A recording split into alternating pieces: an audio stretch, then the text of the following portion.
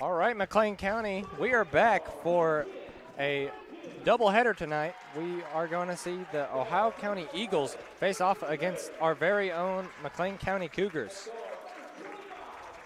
Your commentators tonight will be myself, Andrew Stanley, and I'm with Isaiah Allgood. And I'm Nathan Johnson, ladies and gentlemen. And we are absolutely delighted to bring you this amazing matchup. Two top 4 teams in Region 3. And both games should be a good game. You know, I have the same feeling about that, Andrew. I feel like these are two very talented teams, and I feel like they're going to give us a great matchup tonight, the boys and the girls. The girls are going to be first tonight, and the boys are going to be second.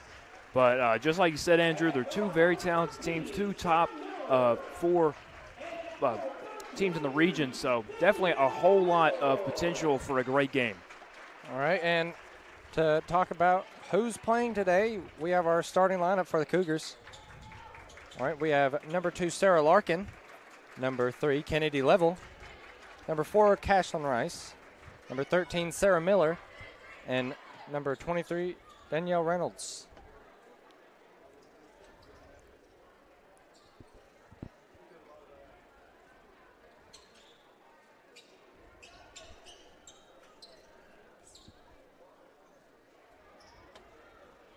All right, we have basketball underway now as they go up for the tip-off. Ohio County going to win the tip, going to take it down. 25 on the wing, up to the top of the key.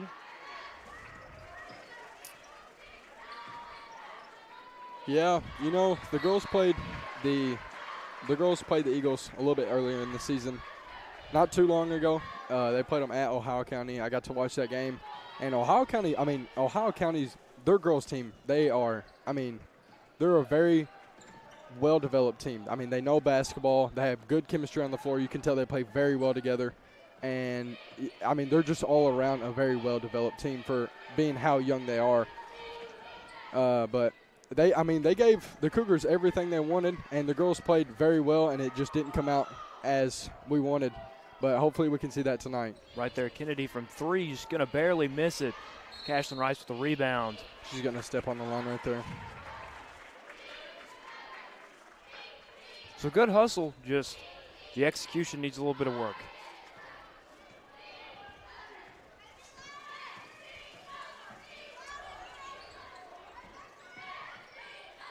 So we talked about how the Eagles are a very well-developed team, and that only shows when they go full court press in the first quarter, in the first minute, actually.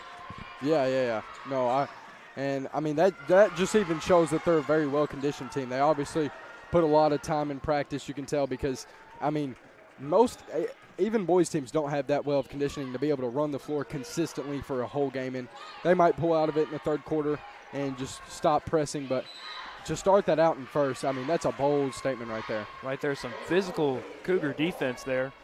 Kennedy Level took a little bit of a bump, but she looks to be okay. All right, speaking of Kennedy Level, she's one of the many younger players who step up to support this team who has had some devastating injuries. But, of course, we have just the young players up to step up, like Kennedy, Rachel, Katie McCoy. Just very impressed with how well they're responding to the injuries, especially with Brianna Fraley. Oh, yeah. You know, before their previous game, Brianna was leading in scoring and in rebounds until Cashlyn passed her up. Yeah. Which Cashlyn, you know, you see, you talked about all the injuries. Cashlyn has been the lone senior really to step up. Now, you know, Brianna, she's been there. She's a senior, but, you know, injuries can keep you out of the game. And I feel like Cashlyn, she's really pushed through some of those injuries and been able to stay on the court and put up the points, get rebounds, and really try to do it all for the McLean County girls Cougars here. Yeah, I agree with that, definitely.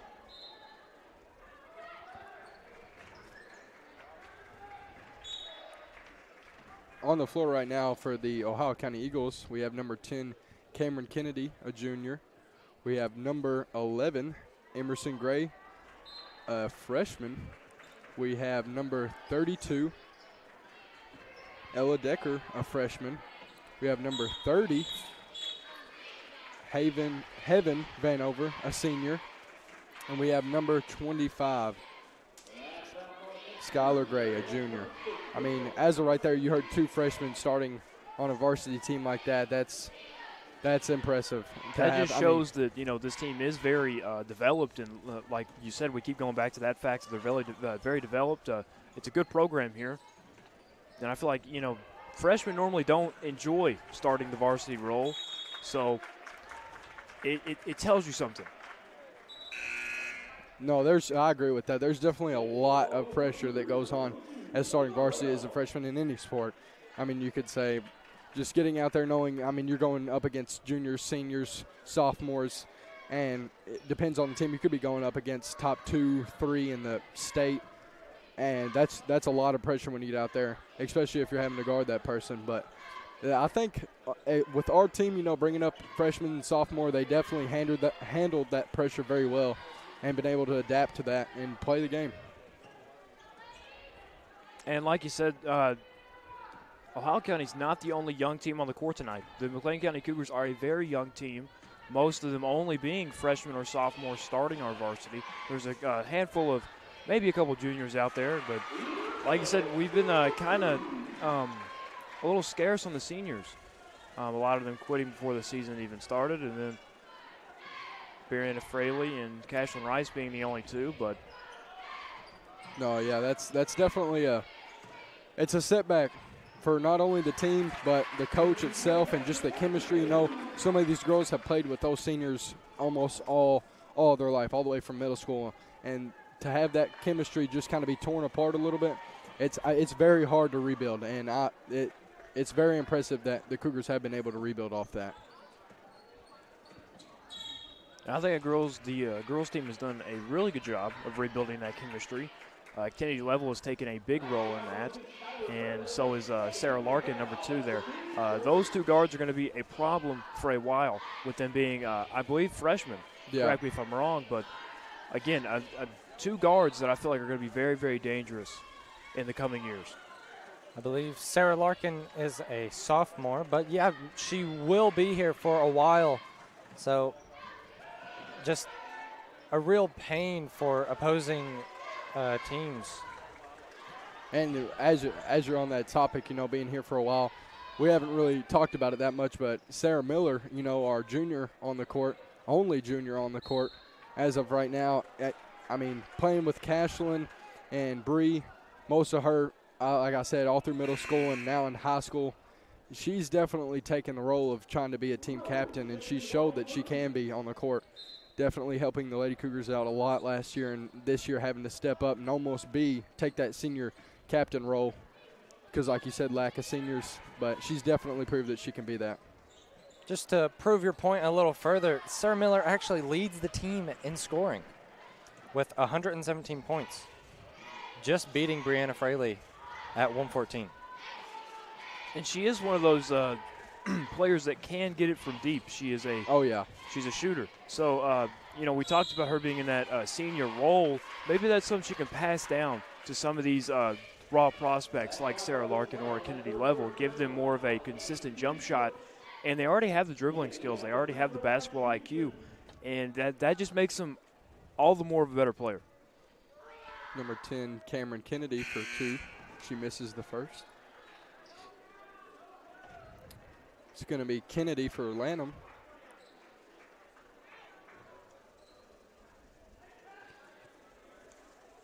We talked about it being hard on the coach with all the seniors leaving, and Coach Groves, he's really pushed through those, and he's broke a lot of boundaries this year. And he's been nothing but courteous to me and Andrew here. So we thank him for that, and he's a great coach. He really has helped us out a lot with just general information about the team, just like starting lineups.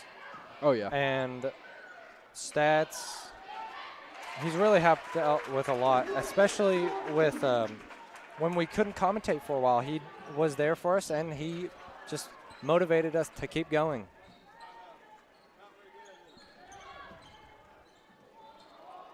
You know, kind of being able to watch the Ohio County Eagles, the girls Eagles play at their home. Number 10, Cameron Kennedy, and number 32, I believe, Ella Decker. They're the Ohio County Eagles, Cashlyn Rice and Sarah Miller. I mean, they know how to play ball. They've obviously, you can tell they've been playing ball for a while. And, I mean, number 32, Ella Decker, she's a freshman, one of the bigger bodies on the court in height, and at the top of the key for the Eagles defense. That's going to be a problem for the Cougars tonight. But if they can get past that, you can tell that it's a lead to victory. He talks about it being a problem for tonight. It's not only a problem for tonight, but you mentioned she's a freshman. That's going to be a problem for the next 4 years. Oh, yeah. And, starting varsity as a freshman and her getting all this varsity time, that just gets you more to adapt to being in that pressure and in those tough situations. And, you know, maybe senior year she comes out, she can 110% be top one in the district, even the region. Oh, nice defense there from the Cougars. Level going to bring it down the court. Oh, loses it. Ella Decker gets the recovery. And a fast break. It's going to be a miss. She cannot capitalize. Again, Ella Decker fighting for the ball. Again, she's been everywhere. I feel like we said her name probably the most tonight. Like you said earlier, this Ohio County defense is being very physical. Very. And even on offense, offensive boards, you can tell. They're taking right there. Wow. They're going after everything. There's that little bit of strife in between these two teams, kind of a rivalry, definitely with the boys. And these two teams, when they come here, they come to play. This is no taking this to the light, and it's win or go home. Yeah. I'd like to argue that it is a rivalry with the girls as well, as Coach Groves, starting his career with the Cougars in 2020, he's 2-3 against the Eagles so far. And could be hoping to even it out to an even 500 tonight. Yeah, that even of a record really does show how equal this rivalry is. We talked about the Eagles' defense being very physical. Well, on the fast break, the Cougars have seemed to be very not letting them get in to let them score. And I feel like that is something you're definitely going to need to try to win this game here. Oh, yeah. They've from what the girls started with this year, like you said, the loss of seniors and just having to almost rebuild a team, pulling up freshmen, getting them used to being in varsity situations and just building the team and trying to make that chemistry as strong as it can possibly be. They have come a long way, and that is nothing slightly that they couldn't be proud of. That is a big win.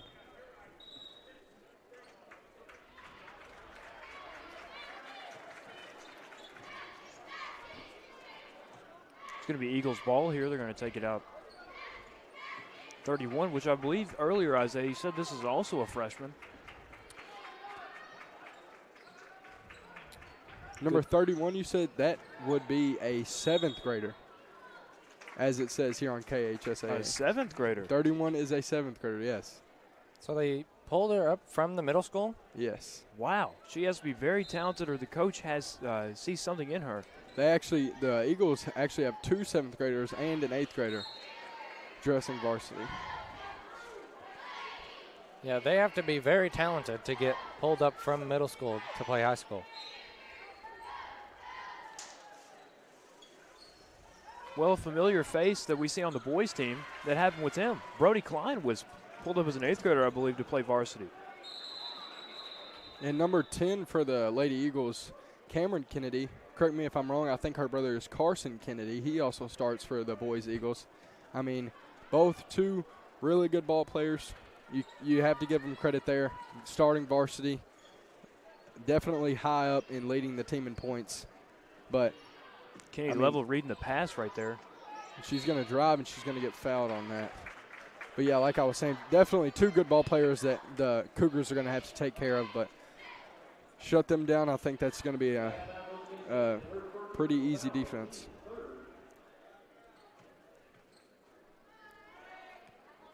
And she makes the first one.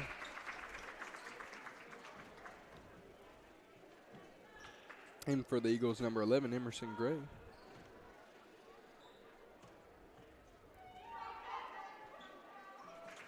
And the second one is good, putting the Eagles up by 10.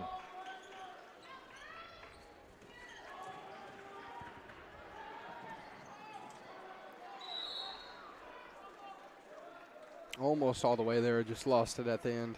Yeah, Sarah Larkin goes up, but looks to lose it as she's approaching the basket.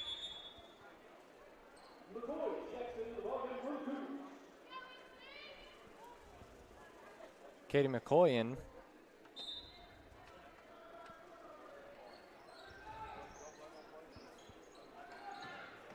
That's going to be Rice for two. And doesn't Doesn't seem not get to it fall. there. Eagles are pushing up the court very fast. I mean, they're definitely taking advantage of that conditioning they've obviously been doing in practice. They're a very athletic team, and they're going to keep pushing it up the court because that's one way that they know of right now they can beat us.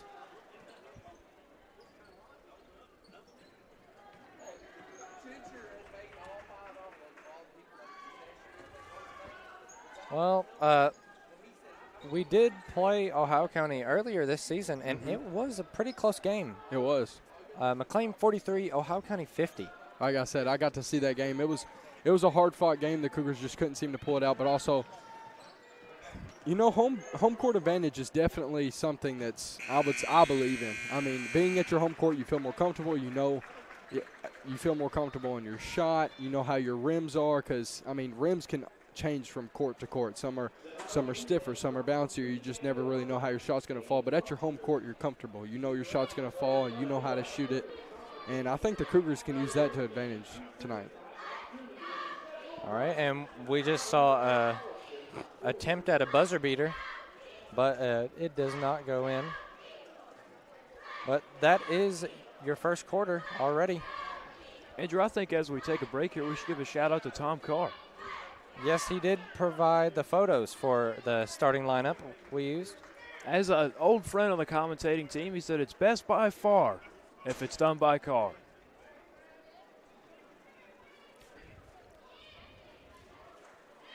Definitely filling in the stands tonight, both sides. This is always, like I said, rivalry teams, always going to be big games. And they're always going to be hard-fought games. Exactly. As you can see from both teams really playing very physical defense. Lots of energy in the building, lots of energy.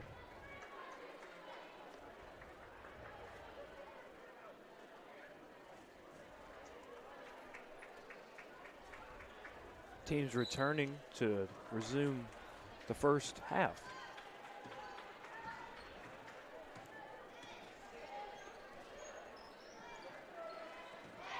Cougars starting off strong here. And they're going to get that basket. That right there, the Cougars are going to have to try to feed off that momentum the rest of this quarter if they want to catch up here. Yeah, it was a nice score to start out the second quarter. I've noticed these past couple scores by the Lady Eagles have been a backdoor cut on the baseline. They're obviously seeing that that's a weak spot in the Cougars' defense, and they're just going to keep on pounding that in. Looks like the Lady Cougars trying to set something up.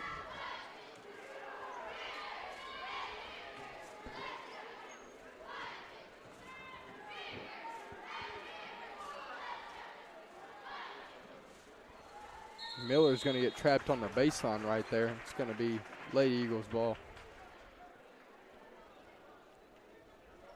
All right, last game they played, actually, Sarah Miller was tied for leading scorers, so you'd like to think that they might rely on Sarah Little. Oh, yeah, for sure. They're definitely going to be trying to feed her the ball tonight. I don't quite think they're going to play through Sarah Miller, but she's what you like to call a weapon on offense. Oh, If she's open, she has a good chance of hitting the shot. That's going to be an inside cut for the Eagles, and that's going to fall. Again, like I said, the Eagles keeping that press up. They're going to try and keep that press going. Rice down the middle, and she can't get that to fall. She gets her own rebound, puts it up, no foul drawn. Cashlyn Rice was the other person to tie the scoring last game and was the most recent Lady Cougar to win the B.F. Evans Cougar of the Week. Yeah, I've seen that. Eagles lose the ball there. Bounced off the foot of one of their guards, I believe. And you can definitely tell as they were set up in that offense just a couple sets ago, you can tell that Kennedy and Miller and Rice definitely have a guard chemistry going. They definitely know each other's next move and what to set up and what not to run. And you can just tell that's what you want. You want your guards to know each other's almost next move and then just base it off that. That's down the middle, no foul drawn.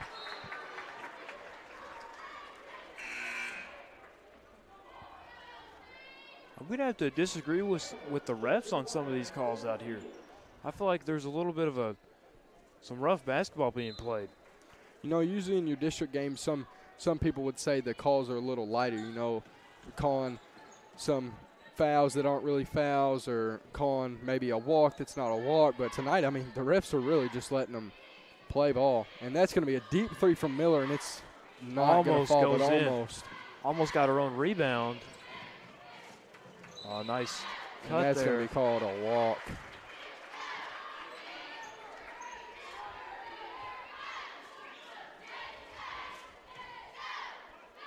All right, the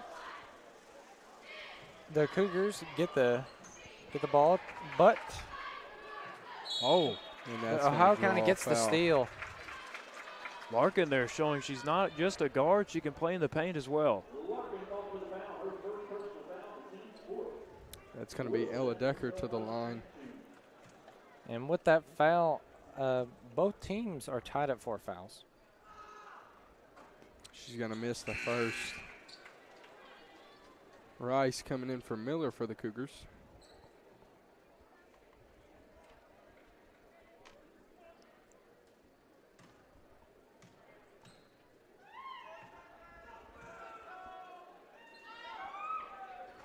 And she's not going to be able to get the second one to fall either. It's a nice ball movement there by Kennedy Level. Good moves by Larkin. 3 from Katie McCoy. Not going to be able to get that to fall. It's a nice press defense Stolen by Cashlyn. Rice. She's going to try to take that in, and no foul drawn, but that's going to be out on the Eagles.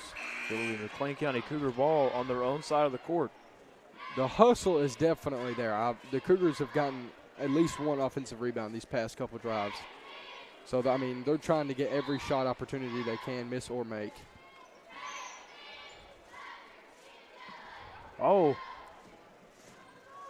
Larkin a little bit out of her comfort zone. Didn't feel comfortable shooting that. It's going to be Kennedy for 3. Not going to be able to fall, and they're going to call an over the back on the Cougars. Well, I'm a little surprised that Kennedy missed that shot because she actually leads the team in shooting percentage. Yeah, and in those corner shots, you know, a screen coming off a defender is just, it's you don't know if they're going to be able to block that or not. So you kind of hesitate there for a second, and sometimes it can mess your shot up. And that's going to be Ella Decker for the Eagles down the lane to get that. She makes the layup. She's going to get a steal right plays off that the press and then gets the steal. What can't she do, Isaiah? Ella Decker, a freshman, like I said. I mean, that, like you said earlier, Nathan, a freshman doing all this, just kind of imagine what she's going to be doing in 3 years. She's going to be a problem for Coach Groves for no telling how long. And that's going to be a 2. As it just rolls into the basket. Katie McCoy going to try to bring it down. Gets it to Level. Level going to bring it down the court here. Double team gets it to Larkin. The Eagles are carrying the press all the way down the court. I mean, they're trapping in every corner they possibly can. That's going to be Rice in the middle of the lane. She's going to draw the foul. She'll go to the line. Yeah, the problem with playing so aggressively is the amount of fouls you can draw. And if your team is not very well conditioned, it is hard to keep that momentum and energy going because your stamina is going to run out at some point. That's why most teams, they keep the press away until the third or fourth quarter when they know, okay, we can use our last bit of energy to keep the press going. And you're going to have Lanham and Miller coming in for the Cougars.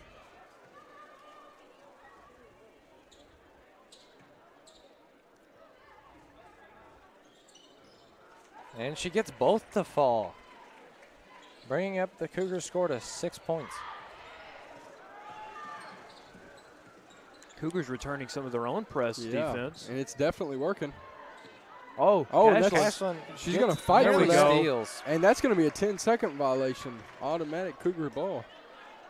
If they can keep that up and keep the Eagles from getting it down the court, like I said, we've been watching. They've been getting those little backdoor cuts straight off the press. And if they can stop that, that's going to be very hard for the Eagles to score because then they're just going to have to rely strictly on plays. Miller bringing it in for the Cougars. Out to level. Ooh. Oh. Offline pass goes out of bounds.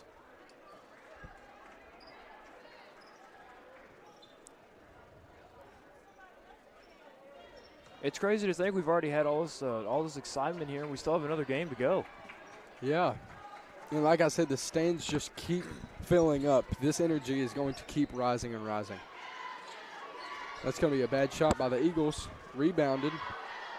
They're going to take a three, and it's not going to fall. They're going to kick it back out to the top of the key. Another three, not going to fall. Rebounded by Ella Decker, and she's going to draw the foul. Like I said, Ella Decker, one of the big bodies on the court for the Eagles. The Cougars cannot let her get inside. That block out has to be there. She's going to grab every rebound she can.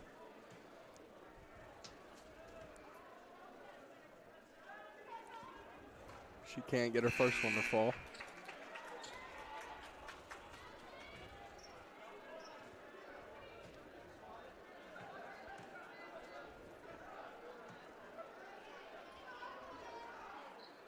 And she cannot get her second to fall. The Eagles trying to get a press going right here, but it gets knocked out of bounds. It's going to be Cougar ball. Cougar ball with a little bit under 3 minutes left to go in the first half.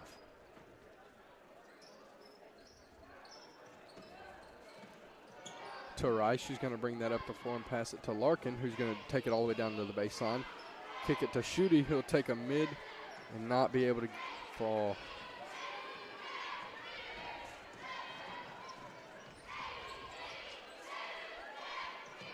Three for the Eagles, and that's going to fall. Man, a good shot there for the Eagles.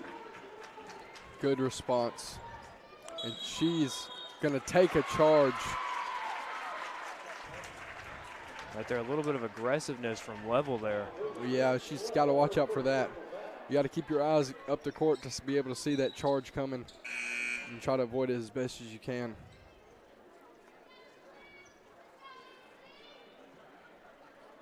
Lanham's going to come in for Kennedy.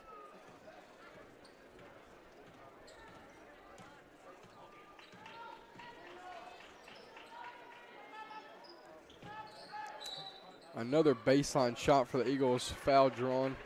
No make. That'll be two at the line.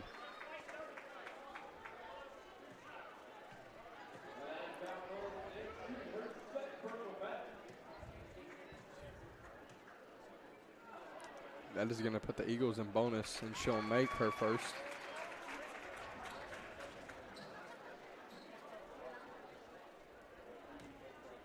That is number 30, Heaven Vanover at the line.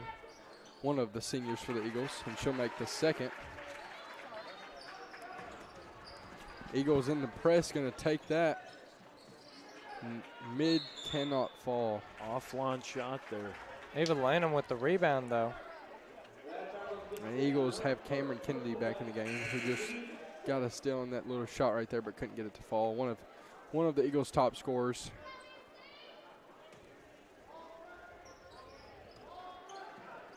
And that's going to be stolen again by the Eagles.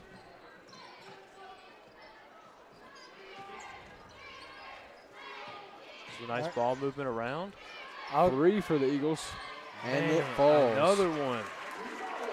All right, and I'll give credit where credit is due. The Eagles are really just doing an excellent job of staying in those passing lanes.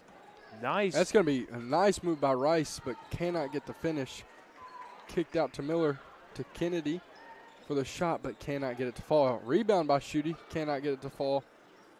And that's going to be out of bounds on the Eagles. So right there will be Cougar ball with 1:30 left to go in the first half. Current score is 29-6. Ohio County's lead. That's going to be stolen off of the inbound Oh, pass. it's gonna be Stolen stolen again. again. Cashlin thinks about the 3. Gives it off to Level. But she dishes it back.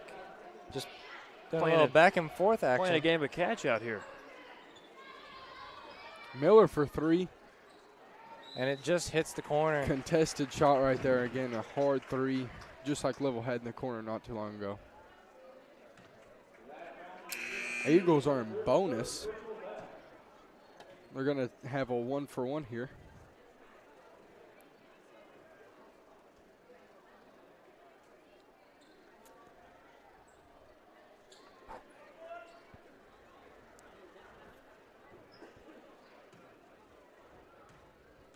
It's number 33, Brooklyn Rhodes, at the line. A sophomore, cannot get the first to fall. They get their own rebound, and no foul drawn.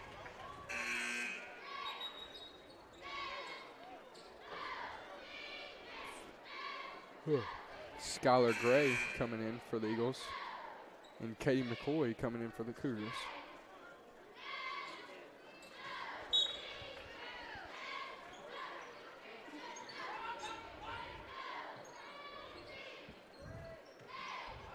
A 3 for the Eagles, not going to fall.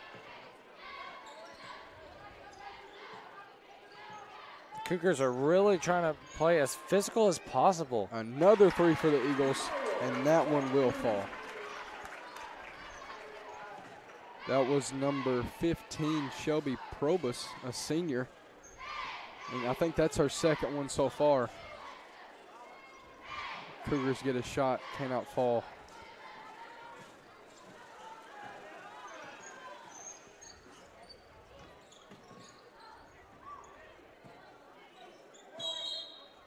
And that's going to be out of bounds on the Cougars. No, on the Eagles. It's going to be Cougar ball. I was about to say, I think Cashlin bounced it off the foot of the Eagle that was trying to guard her. I couldn't tell if she had stepped out or not. I think that's just a testament to Cashlin's basketball IQ being the They leading- actually called a foul right there. That was Wow. a foul. So that's going to send them, the Cougars, into bonus and to the free throw line. And that's going to be Cashlin Rice at the line for 1-1. And she'll miss the first. Eagles will get the rebound. Try to bring it up the court. And 3 for the Eagles. And it Does won't not fall. fall. A foul on Cameron Kennedy for the Eagles. It's going to send the Cougars to the line again. And if these fouls keep coming, this might make this second quarter kind of long. I mean, 12 seconds can be almost a minute if you keep getting fouls and getting sent to the free throw line for these 1-on-1s, and double bonus will make it an automatic 2. Katie McCoy will get that one to fall.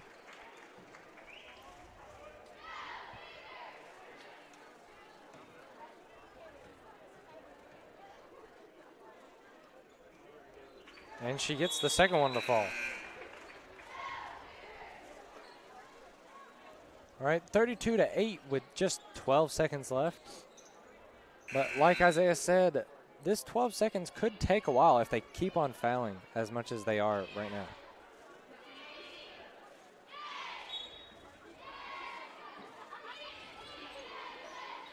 Cougars trying to get a little bit of a press going. Eagles are going to take it to the lane and try to get a shot, but they cannot. Cashin Rice is going to try to get the ball down the court. not able to before the time runs out. And that's your second quarter leading into halftime. All right, nice physical game so far. Definitely physical. It is currently 32-8 as we go into halftime. And we will be back.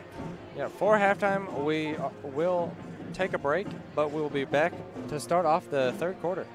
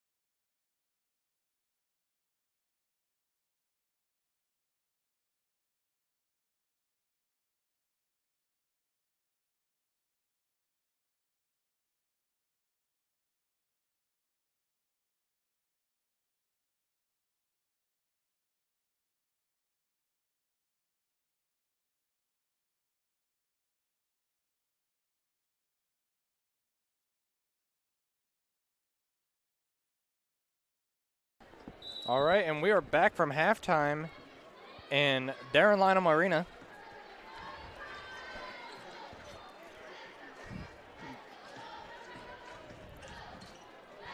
Cougars going to be passing it around the top of the key out here.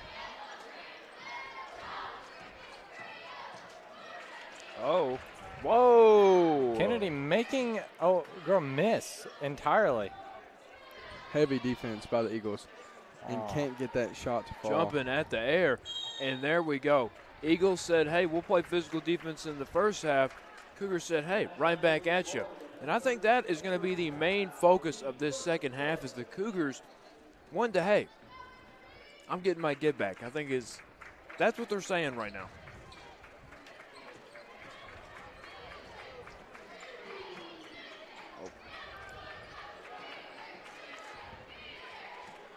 She's going to get trapped in the lane right there, and that's going to be called a walk.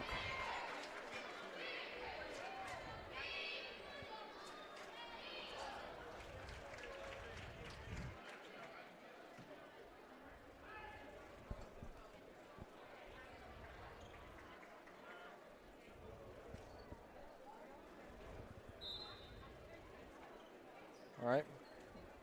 Sarah inbounding to Cashlin.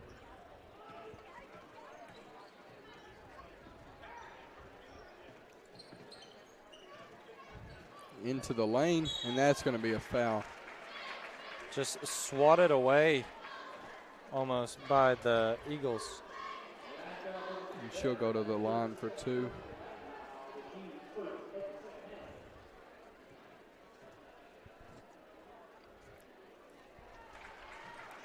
She'll make the first.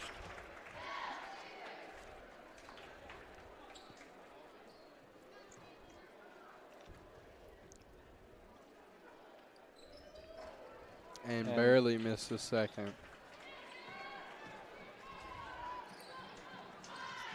Second half, and the Eagles are still pushing it down the court. Well, they keep it in bounds with some miracle. That was pretty impressive, actually, just to see them pull that off. And wow, I almost thought she had that. Not going to be able to get that to fall, but she'll draw the foul. Using some type of magic with the baseline. It's going to be number 30, Heaven Vanover, to the line for 2. And she'll make the first.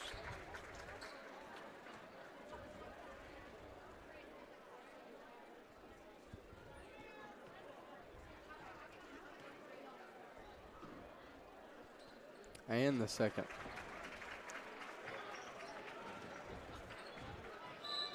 Cougars going to push the ball down the court. Going to draw the foul right at half. All right, and both offenses are really trying to just put up points. They are playing very fast-paced basketball. Definitely. Both teams trying to score quick, playing hard defense. Ooh.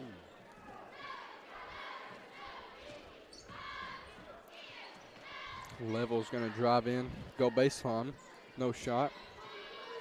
Larkin's going to go across the three-point line, kick it to Miller, and she'll take the 3. And barely missed that. I almost thought that was going to go in. Rice will drive to the lane. Whoa. And make a pass to Miller on the And baseline. good. That almost looked like a shot, but it looked like last minute. Rice seen that Miller was cutting down the lane and passed her.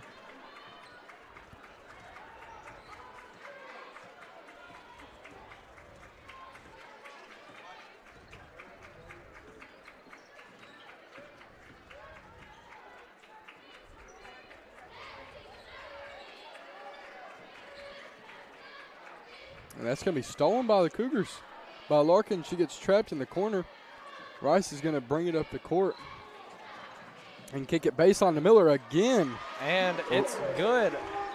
They are really like a dynamic duo. Like I said, Rice and Miller. Yeah, Kennedy and Miller and Rice all have that chemistry going. That's going to be timeout for Ohio County. Yeah, that really is, like, they really have a connection, those three, as they just flow together. They know exactly what to do in the right time. No, yeah, I agree. Now the question is, can the Cougars keep this momentum with Miller and Rice here for the rest of the game?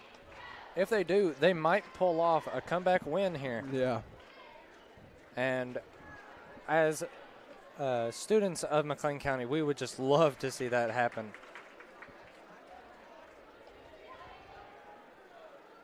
Just to touch again on a topic, if the girls do win here, Coach Grove's record against the Eagles will be a perfect 500 at 3-3. Wow. It's going to be out of the timeout. I believe it's going to be Eagles ball. It is. No press from the Cougars on this one.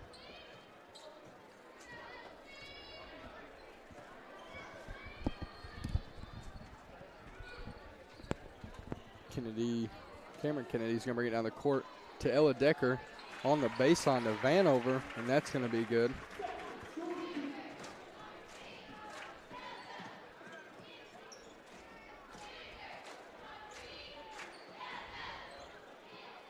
You know, McLean decided not to press, and the Eagles were like, no, we're not going to do that, because they definitely pressed there as Stolen. they continue to press now. Level's going to try to get that shot, but can't. That's going to be trapped. And another, almost a steal. It's going to fall out of bounds. Cougars are going to go with the press again.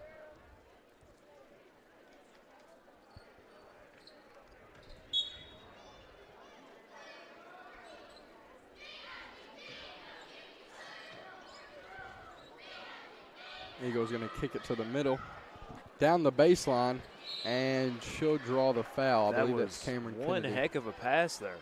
A lot of force behind that. Very good court vision. Very good court vision to see that. Definitely a developed guard. All right, and the Eagles will get two attempts, and they missed the first one.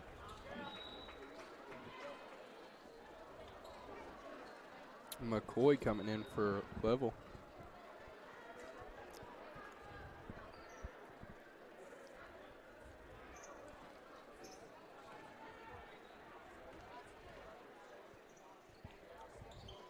She'll make the second.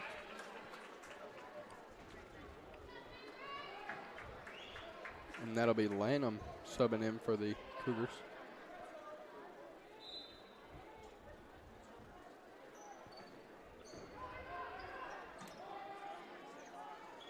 To the middle, easy press break for the Cougars. And they're going to try to go baseline, kick it to Miller to Rice for three. And she'll make that, but they're going to count that as a two. Her foot was on the line. Yeah, you really cannot. And that's going to be a walk on Ohio County. You cannot leave Castlin Rice open. We talked about Sarah Miller being a three-point, specialist there. Cashlyn Rice is kind of a jack of all trades. She can be in the post, she can shoot from mid-range, and she can shoot from three. Lanham's going to take a short jumper, not going to get that to fall, rebounded by Larkin. Miller trying to set something up to Rice. To Lanham in the corner. She'll take another jump shot, not able to fall.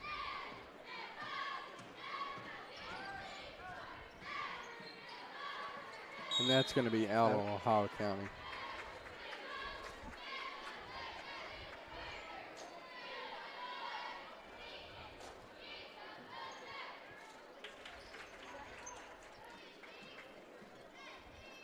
Cougars trying to make a little press breaker.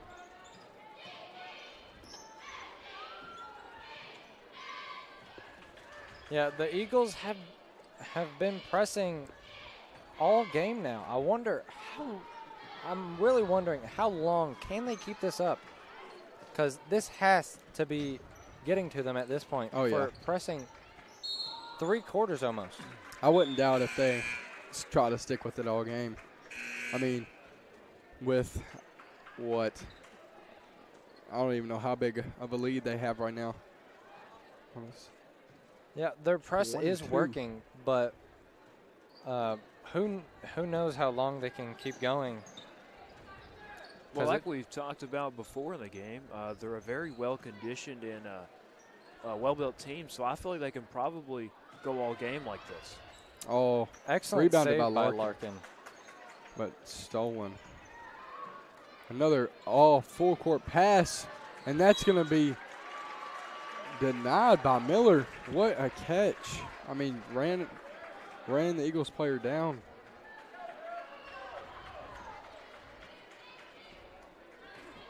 Yeah, Miller is not just an offensive superstar. She can play defense too.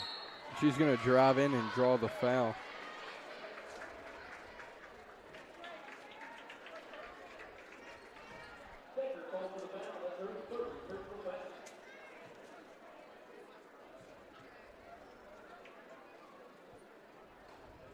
And she can't get the first to fall, barely misses.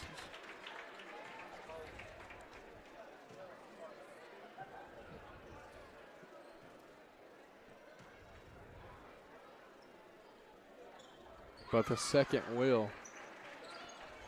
Cougars still in a press, trying to make some traps here. Eagles will swing it middle, and that's going to be a foul.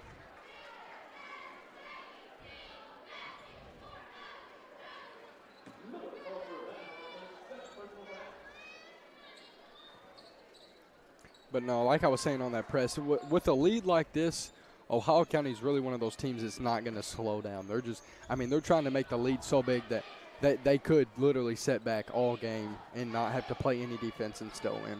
So I wouldn't doubt if they stay in this press all game long. Yeah, almost. I'm pretty sure every single team would want to have a comfortable lead, and they can obtain it if they continue to press. And that's going to be a foul on the Cougars. Well, they can obtain it if the Cougars don't play as well as they are on defense, because they really are showing up for defense, making the much-needed stops. Bad pass by Ohio County. It's going to be Cougar ball.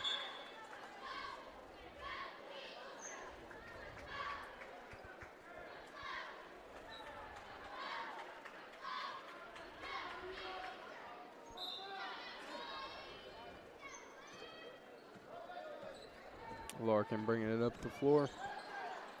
Pass to Lanham. She'll drop to the middle and kick it to Rice. Short on the three. Steal by McCoy. Rice will get and bring it up at the court yet again. She'll take a midi and won't get that to fall. Yeah, just barely bounces out of the rim. The Cougars have had a good shot selection tonight. They just really haven't got a lot to fall. And that's going to be a three for the Eagles. That's complete opposite for the Eagles as of right now. They're getting almost everything to fall for them.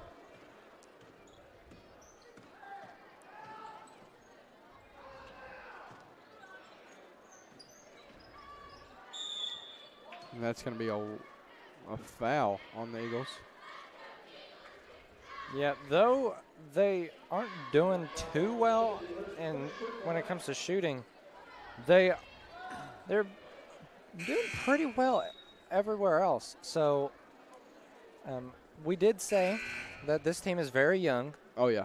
So lots of they improvement. could work on that and be a team that a lot of people could fear in the future. No, I agree. They're pretty solid all around, except for the shooting tonight. Lanham for three. She can't get that to fall. It's short. And Larkin's going to try and track this one down. She'll get the steal, but won't be able to. And that's going to be off the Eagles player, so that will be Cougars ball. Hustle and defense, really good defense right there. No doubt about it, the Cougars are playing to their best tonight. I mean, the hustle is there. They're going after every offensive and defensive rebound, tracking down full court presses and press breaks.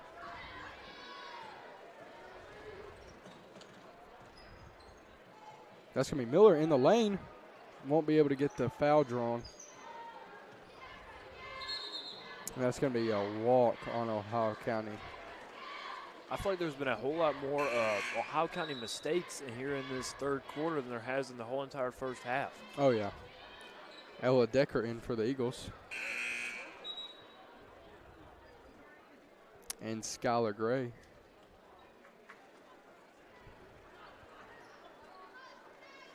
Number 32, Ella Decker, she's been the real X factor. Oh, yeah. For the Eagles here. Whenever she's playing good, that Eagles team is playing good. And whenever she kind of slips up, that's when the Cougars take advantage of it, and they put a couple of points of their own up.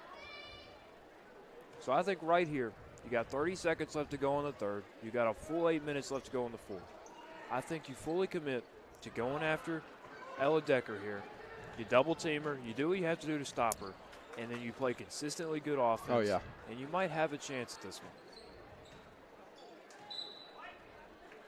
The Cougars going to take that all the way down the court and miss the layup and get the ball knocked out of bounds by the Eagles. Because here they are. They're losing by 34, I believe. So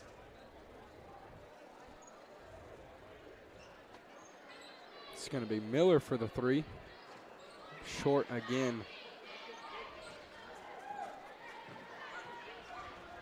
Miller tracking the ball all the way down and gets the block, but they'll call the foul. Miller is impressing us tonight with her excellent defense and her ability to track down the ball on the fast breaks. She's been in every defensive possession tonight.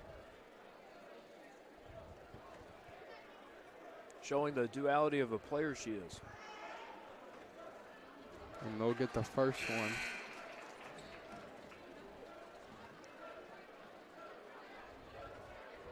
This is Cameron Kennedy at the line for the Eagles.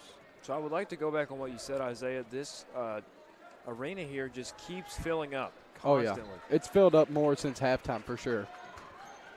It feels like after every dead ball, there's another person to walk in. All right, and that's the end of third. Current score is 42-16. And we would absolutely love to see a Cougar comeback here, but they need a miracle to pull this off in just one quarter.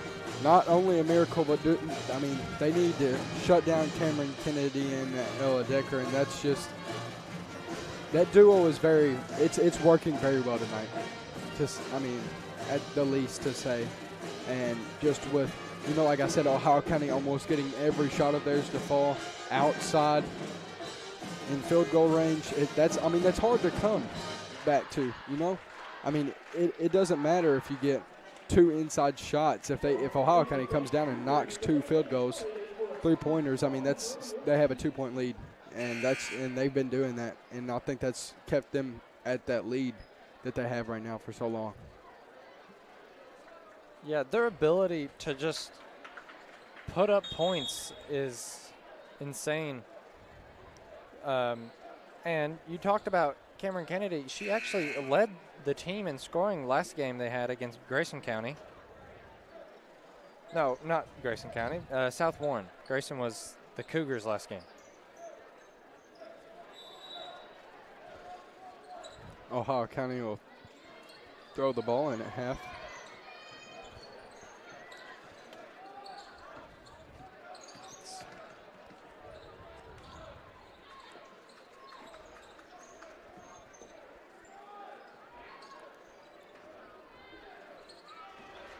Rebounded by Ohio County. Ava Lanham almost had that rebound. Yeah, and that's a block right there. There she said, I deserve that rebound. So she just put up a nice block. 3 from Rice, a little too much on that. Fight for the ball under the basket. That's going to be Cougar ball. Yeah, she set Cashlin up for a 3, but she just couldn't come down with it, sadly. Bounces off the foot. There she is on the rebound. Let's see Ella Decker trying to come out and get the steal. I've noticed she's been biting at everything so far this game on defense. I mean, any time she thinks she can snag the ball or get a rebound or have a steal, she's going for it.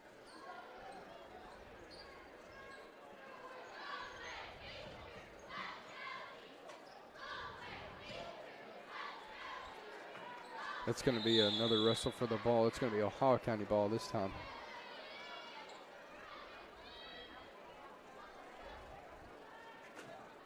There's no doubt in my mind that the Cougars have the hustle, they have the want for this win.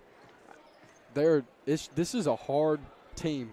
Ohio County is they're, like I said, a very well-developed team. And like you said, Nathan, earlier in this game, you know, the loss of seniors and the have to rebuild of this team, it's hard to have a really successful season off of that start. And from what the girls have started with, they've definitely come a while.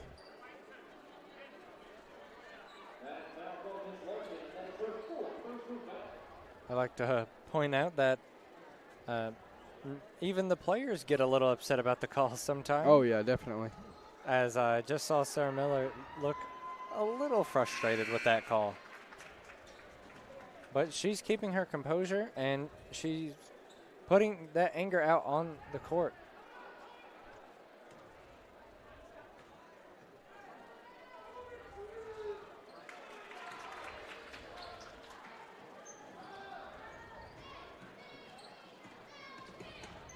Level will bring the ball up the court to Lanham.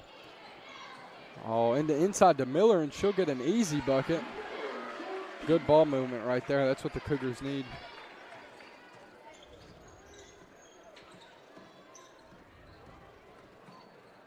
And that's just going to be out of bounds on Ohio County.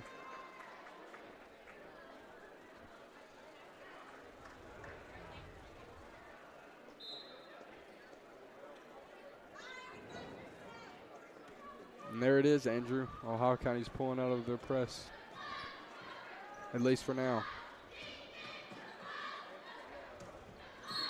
It's going to be another foul on Decker.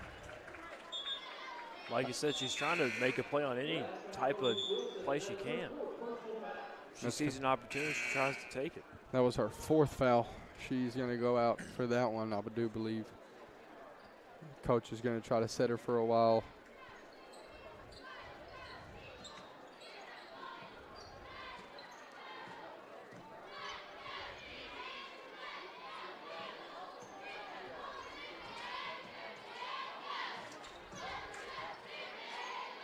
Right, they're just passing the ball around as they look to pull off something here. They're trying to find a hole in this Ohio County defense. It's hard to find, but Sarah Miller finds it to cash them, but tries to draw a foul. No foul drawn. They're going to go for a jump ball, but they're going to get the timeout. That's going to be an Ohio County timeout. Lady Cougars looking a little frustrated that wasn't a jump ball call right there. All right, it's currently 44-20, Ohio County's lead. Technically speaking, Ohio County did put up how many points in first? They had 30 in the first half. Yeah. So technically speaking, it is possible for a comeback. It's definitely possible for a comeback. There's no doubt in my mind about that.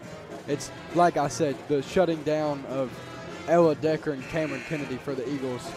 And, I mean, with Decker just being taken out because of 4 fouls, if they can shut down Kennedy, you know, that's like shutting down Rice and Miller. That's your 2 best scorers. The least they can score, the better a chance the Cougars have to win. Yeah, not only do they have to shut them down, they also have to find a hole in this defense, because they are not letting up at all.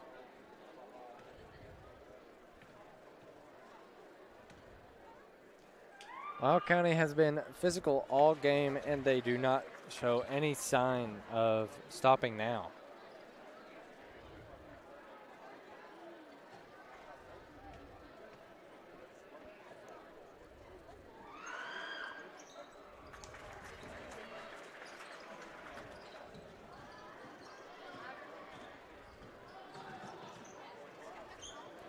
Cougars are going to try to go down and get that one.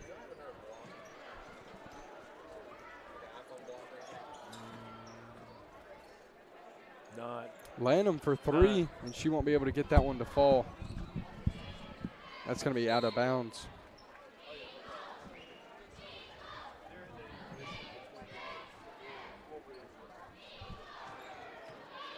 Ohio's going to try to bring this one down. And Cashin Rice is going to be on the steal right there. She's going to take it all the way down the court and try to go up, and she can't get the foul drawn.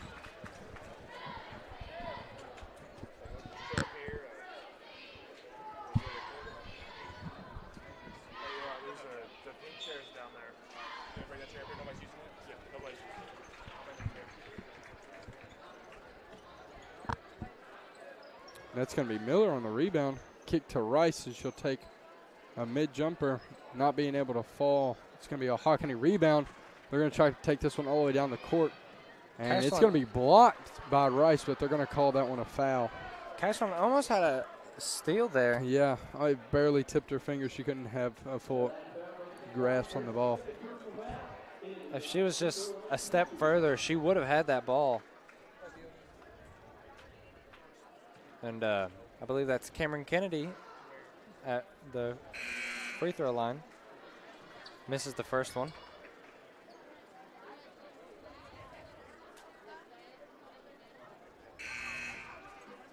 Still with the 4.5 to go, 26 lead. That's very easily.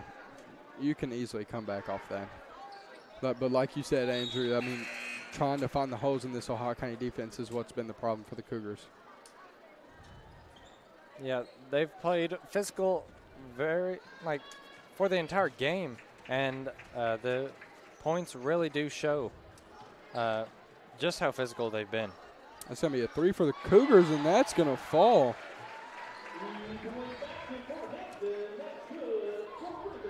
That's going to be Hampton for three. That's going to be another foul on Rice. That might be her fourth. You know, that is Mallory's second free throw. I mean, not free throw, 3 point she made. She hasn't attempted many. I believe before the game she attempted 2. She's more of an interior player. That's what the Cougars needed right there. You know, that maybe just that little boost of momentum can really get the Cougars going. Just figuratively tipping them over the fence. Yeah. But both free throws fall for the Eagles.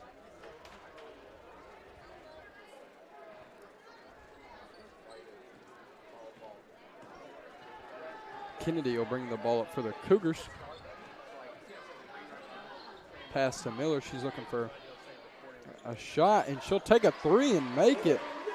You know, Andrew, like I just said, that 1-3 could have been a momentum setter for these Lady Cougars. Yeah, back-to-back threes in the same spot. Yeah, basically the same spot. Yeah, that is crazy that just happened. And that's going to be a basket made for Ohio County. All right, Kennedy will push the ball down the court again. Take it to the lane, kick it back out to Hampton. Do we see another 3-point here? I see a open lane, almost an and one. Can't get the layup to fall, but she'll go to the free throw line. That's Lanham. Yeah, she does get the foul, so it's not nothing. They got the foul, so they get 2.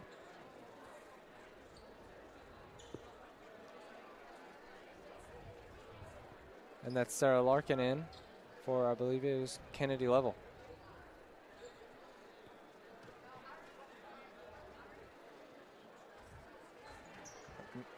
And she will miss the first one. The first one.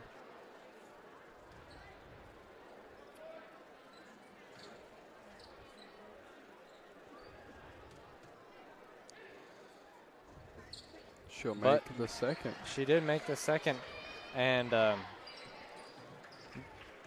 they've scored, I believe, 7 points so far in the fourth. Ohio County pressing the ball down the court. They're not letting off the gas. And that's almost a steal by Rice. Yeah, neither are the Cougars. Both teams are firing on all cylinders right now.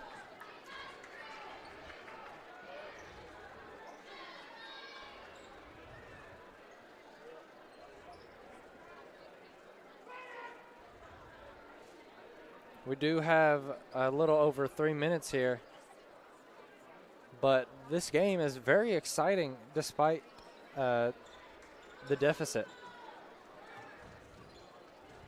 Both teams are playing well, so it's a fun game to watch. Definitely. That's going to be a drive by Ohio County, rebounded by Lanham. Miller's looking for someone to push it up the court. This is going to be Rice. She's going to take it all the way to the basket. Kick to Larkin, to Lanham, inside. Barely missed the layup. Or floater, I should say. And Larkin will get that rebound and draw the foul.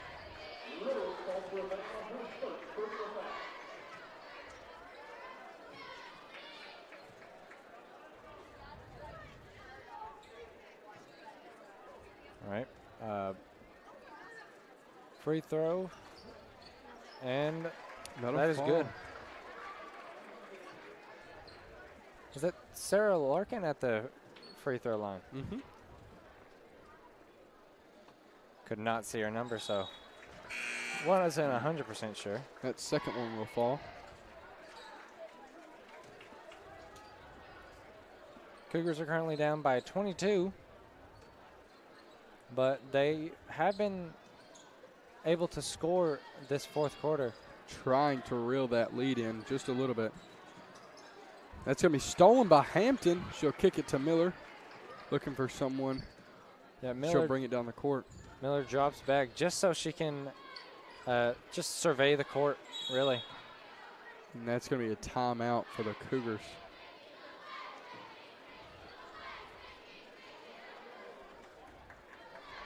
All right, 2.5 minutes The left. energy has stayed the same this whole game.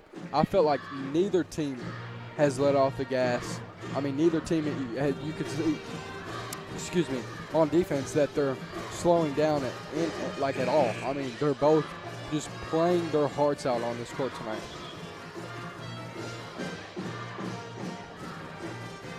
Yeah, both teams have really put forth a ton of effort in this game. Both teams doing really well on defense and on offense, especially in this fourth quarter. And who knows, these Lady Cougars might be able to reel this lead in just a little more.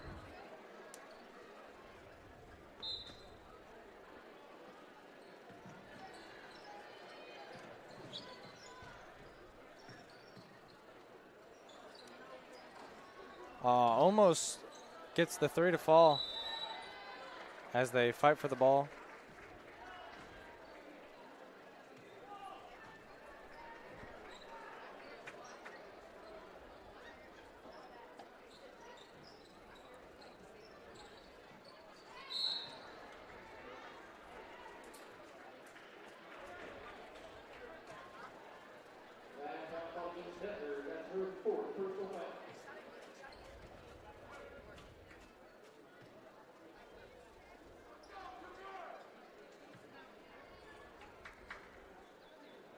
All right, Cashlin shooting from the free throw line and gets the first one.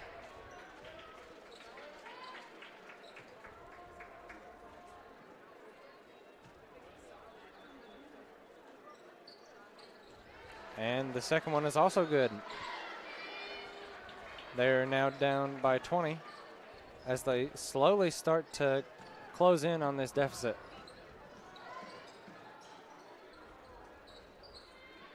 And Miller with the rebound.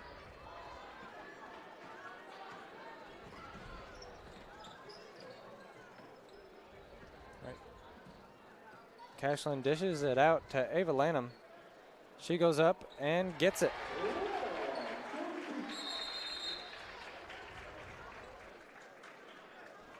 I believe there's a timeout.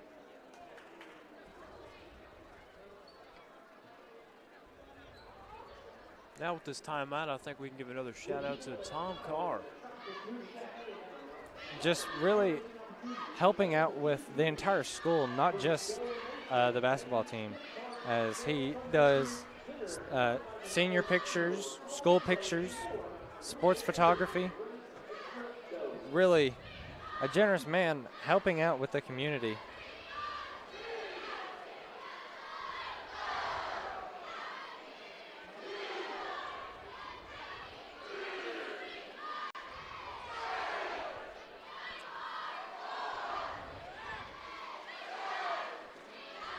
All right, a little over a minute and a half left. It is 51-33. The Eagles are leading.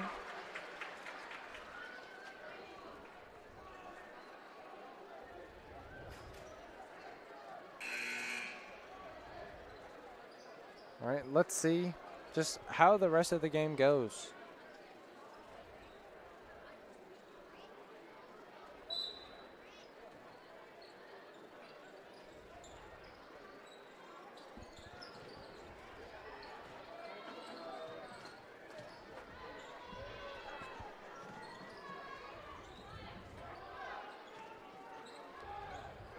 All right, the Eagles are just passing it around the perimeter. Trying to just waste the timeout. Oh, almost stolen by Cashlin Rice. Going to be a foul called. Yeah, the Cougars are playing very physical as they're practically tripping, as they just did there. One of the Eagles players tripped over, I believe it was Cashlin Rice.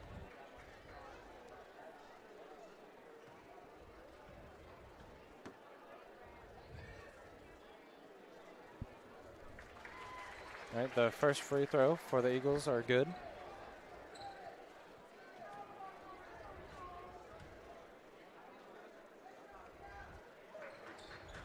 And she gets the second one to fall too. Cashlin Rice driving it up court. Goes in the paint and just could not get that to fall, sadly. Like I said, looks like the Eagles are in no hurry at all to score. They just want to waste this clock out. Yeah, they really just want to finish the game as they have the lead. They're doing quite the opposite of what the Cougars are doing. Yeah. Right. They try to take a shot and it's not going to fall. And that's going to be a foul on the Ohio County. That's very helpful for the Cougars as it stops the clock and gives them a chance to put up more points. I don't exactly see them scoring 20 points in 40 seconds, but hey, anything's possible. We cannot count them out until the clock reads 0 seconds. Rice gets the first free throw to fall.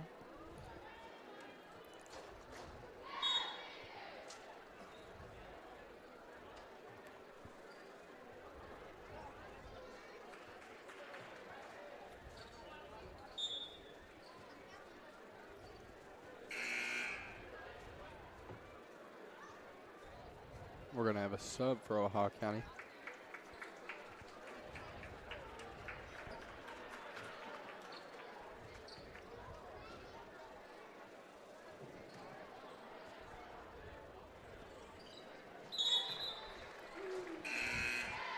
And a sub from McLean County. All right, both free throws fall for Rice, getting them to 35 points now.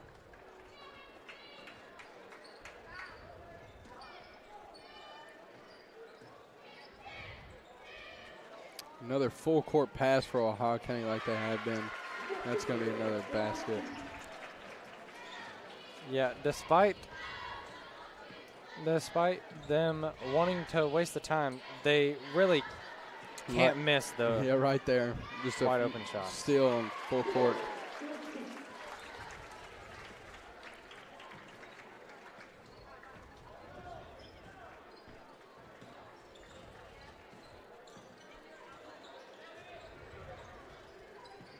I believe Rachel Ring is in the game. And that's going to be That'll the be end it. of the game. A hard-fought game for the Cougars and the Eagles. A lot of hustle, a lot of hard-fought defense, a lot of rebounds, and shots taken.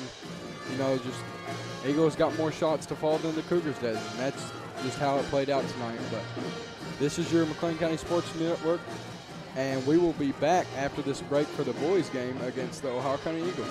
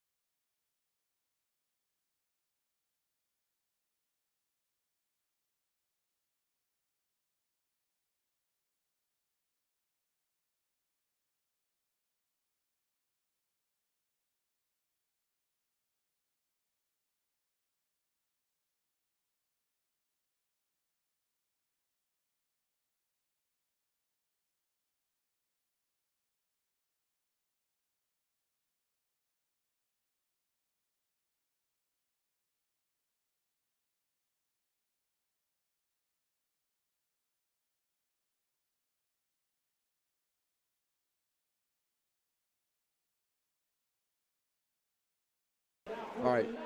All right, and we are back to start off the McLean County, Ohio County boys basketball game.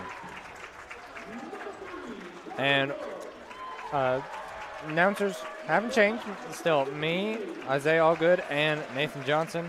Yes, and yes. it's time to introduce your starting Cougars. All right. We got Brody Klein, Jackson Floyd, Cruz Lee, Gunnar Revlett, and Evan Ward.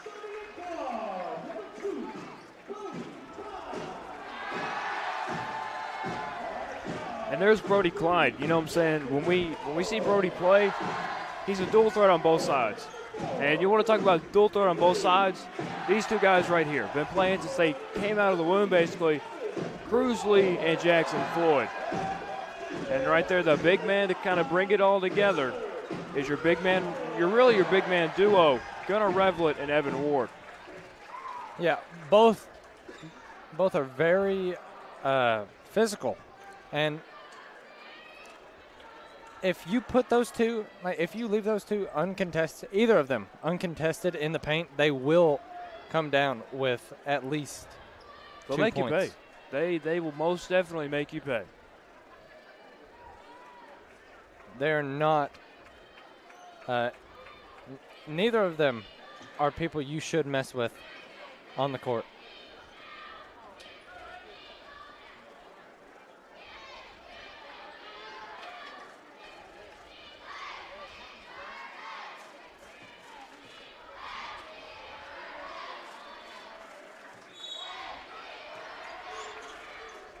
Right there, Evan, he's going to win the winning tip-off there. So be the very much momentum the Cougars need here to start off big. Cruz Lee just dancing around. And Cruz is coming off a excellent game as he hit a game-winning three-point in double overtime against, I believe it was Edmondson.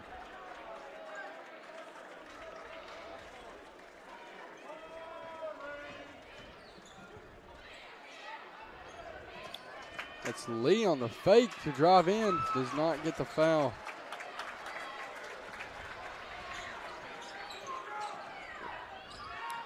Ohio County's going to drive in, get a dish pass for two.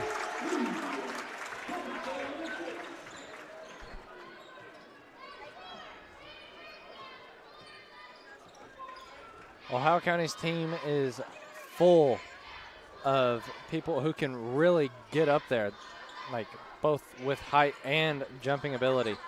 So don't want to leave the paint unprotected. Definitely not. And that's going to be Floyd for two. Yeah, Jackson pulls up in the paint, get a quick 2-point.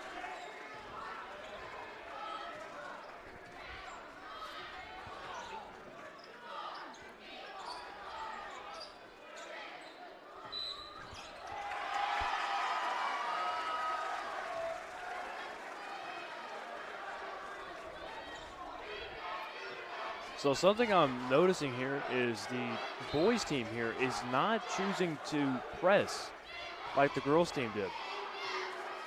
No, not at all. Great transition defense right there. Floyd almost loses it to Lee for three. And Barely misses it. Doesn't quite get it.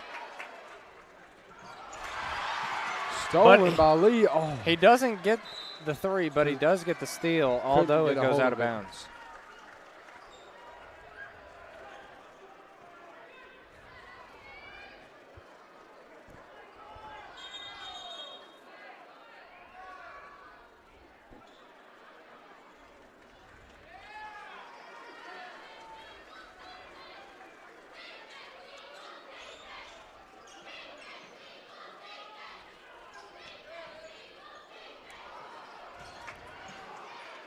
Klein's shot tipped. Kicked out to Floyd. Trying to set something up, looks like. He's going to take it to the lane. Not get the two. Eagles bring it down, and it's stolen by Brody Klein, who's going to go all the way with it and barely miss. He just got stuck under the backboard right there, looks like. Both teams are just going back and forth.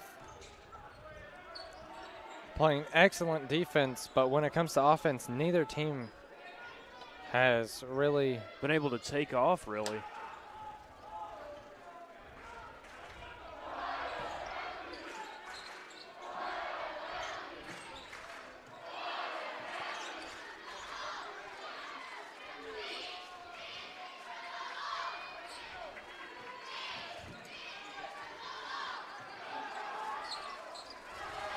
And Evan Ward gets the defensive rebound.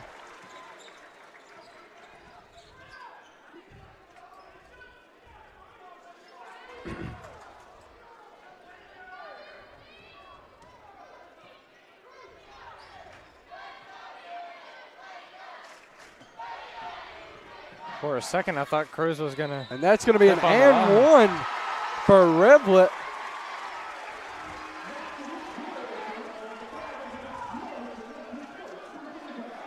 I don't know if Andrew's already mentioned, but B.F.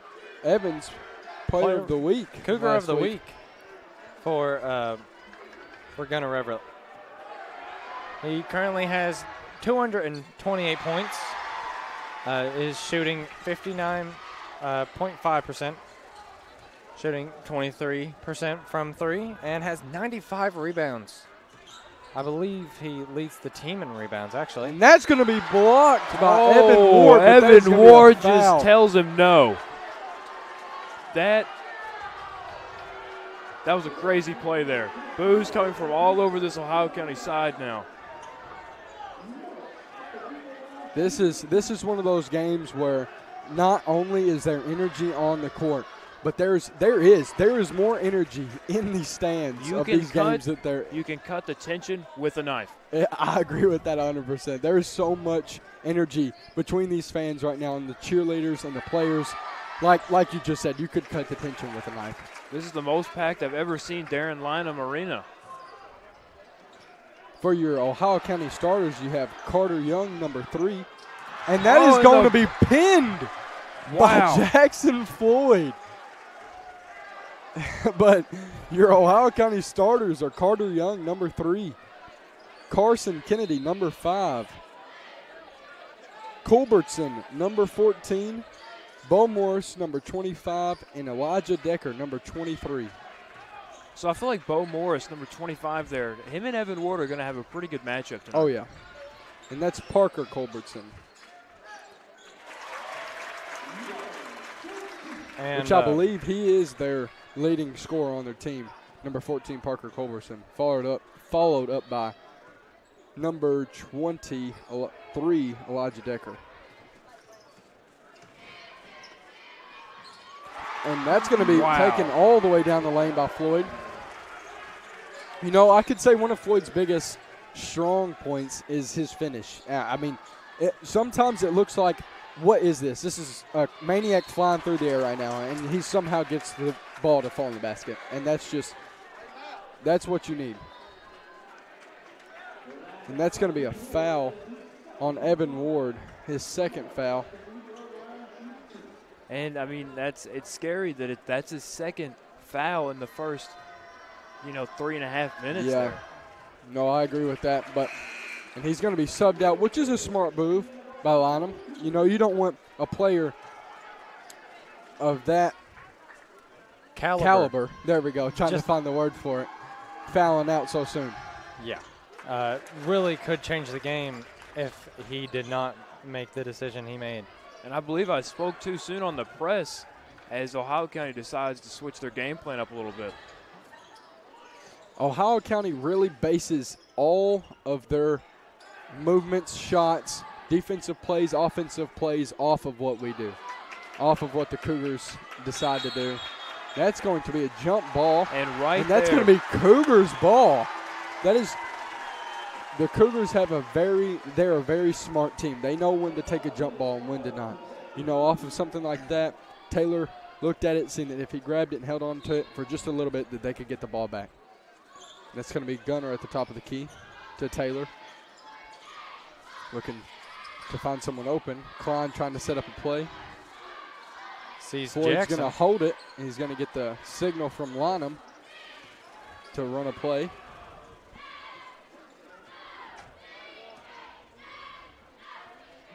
We got Klein and Lee in the corners. Oh, That's but going to be loses the ball. the ball was going to go out of bounds, so it's just automatically Cougar ball, I assume.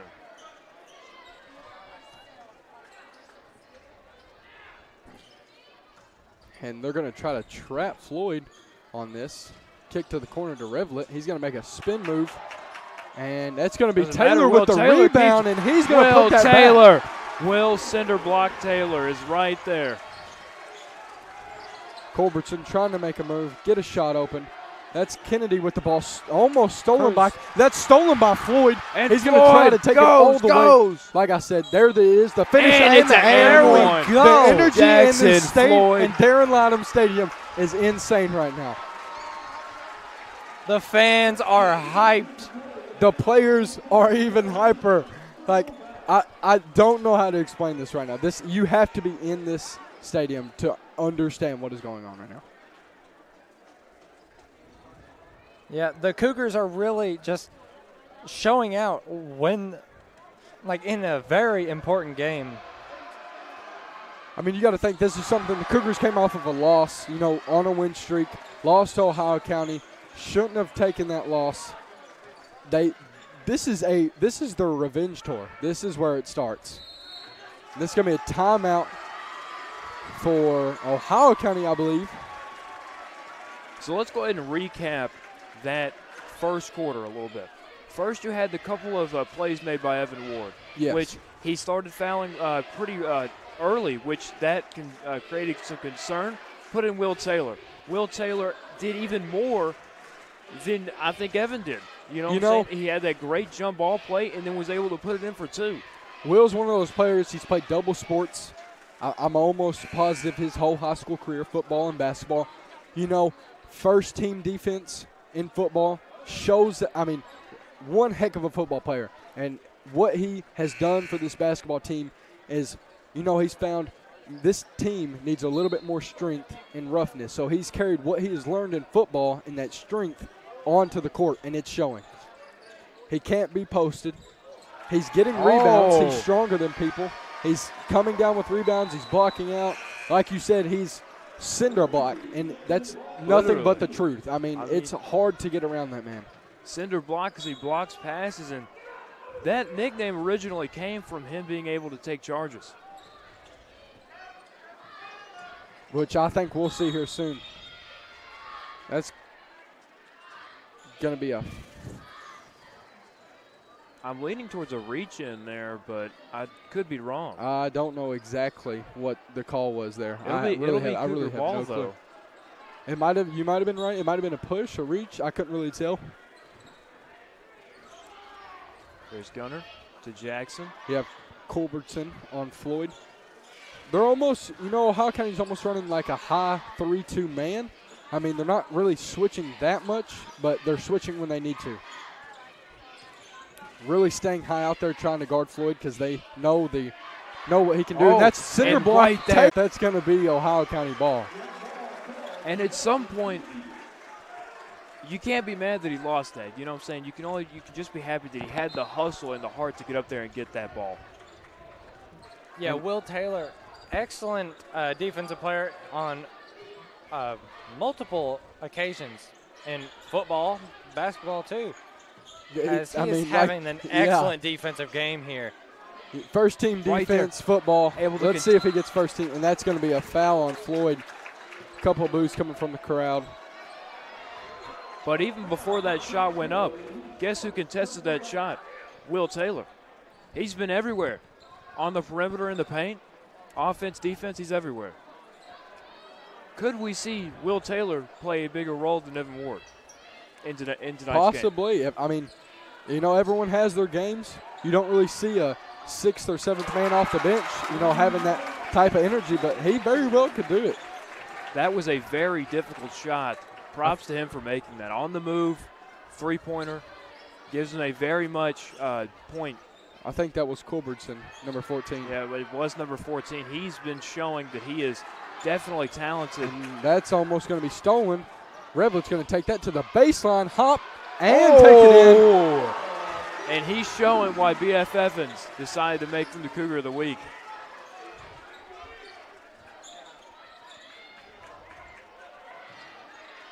Right there, Will Taylor not letting him get past him. That's going to be a way too far of a shot. Shot by Elijah Decker. He's going to get that one to fall. You know, that was just not being able to recover there onto the second three, and they got a shot off. So I'll admit, you know, give credit where credit is due, like you said in the girls' game. These are two very, very, very good teams. Like you said, top 4 in the district, in the region, actually. Wow. I mean, if you leave these Ohio County players open, they're going to make it. I mean, and I would say the same thing about the Cougars. But as of right now, the Cougars are not allowing they are allowing nothing in the paint. They're really not. And I think, honestly, a lot of that goes to Will Taylor, like you said. Yeah. Most definitely. See, I think I was kind of that's my bad there. I paired Evan Ward and Gunnar Revlett, but I completely left out Will Taylor in that. So I apologize to Will. Yeah. Because he's come in the short time, the 3 or 4 minutes he's been in the game, and he's already done so much. And like I said, Will is a 6th, 7th man off the bench type deal. You don't see this type of caliber player doing that. But, you know, McLean County has a lot of they have a lot of good players, like throughout everything. They have good post players, they have good shooting guards, point guards, and they're so versatile on the offensive side that it's really incredible. And I believe Gunnar is just a sophomore, right? Yes, and I think I'm almost positive that he has gotten 102.7 the game player of the week more than 3 times already this season, and that is a big shown. I mean, getting someone, you know, comparing a lot of teams in the region and, you know, coming out on top of those teams by a single player. That's impressive. Yeah, I can pretty much speak for everybody when I say no one really expected Gunnar to play as well as he did coming into this season. No, he's really surprised everyone just how well he can play despite him being so young in he's very early in his high school career. Oh, yeah. Very, and I want to relate back. I'm going to call back on that what Nathan said about the girls team. Again, very early in his high school stage. That just means more room to improve the things that aren't already there. And once he gets to his senior year and, you know, doesn't have anywhere to actually improve and just honing in those skills, we could have that right there could be a number 1 region player. Most definitely. I think his ceiling is nothing short of that. You know, this year a lot of people, you know, in the community kind of heard, where's our Brady Dane? Like, how are they going to replace that? Most people look to Evan Ward. You know, we're getting towards the end of this season. Everyone's got their eyes on Gunnar Revlett. I mean, like you said, I think you said 89 rebounds, 228 points. He's really shown that he deserves his spot and has almost become a captain on this team. Yeah, you're shorthanding Gunnar a little on rebounds with 95. 95. And Evan Ward actually leads in rebounds with 136. 136, wow. So we're going to go to timeout here. Timeout Cougars, I think. Yep. Lots of energy. Student sections on both sides are of excited. The game right now. And filled. You know, Ohio County brought a lot of students. McLean County always has a big student section. Cheerleaders are trying to get the fans hyped. I mean, with all due respect, I don't even think we need the cheerleaders to get the fans hyped. I feel like they already are. The game itself, yes, I agree with you. But here we go. It's going to be a Ohio County ball here. It's going to be Carson Kennedy bringing the ball down the court for the Eagles.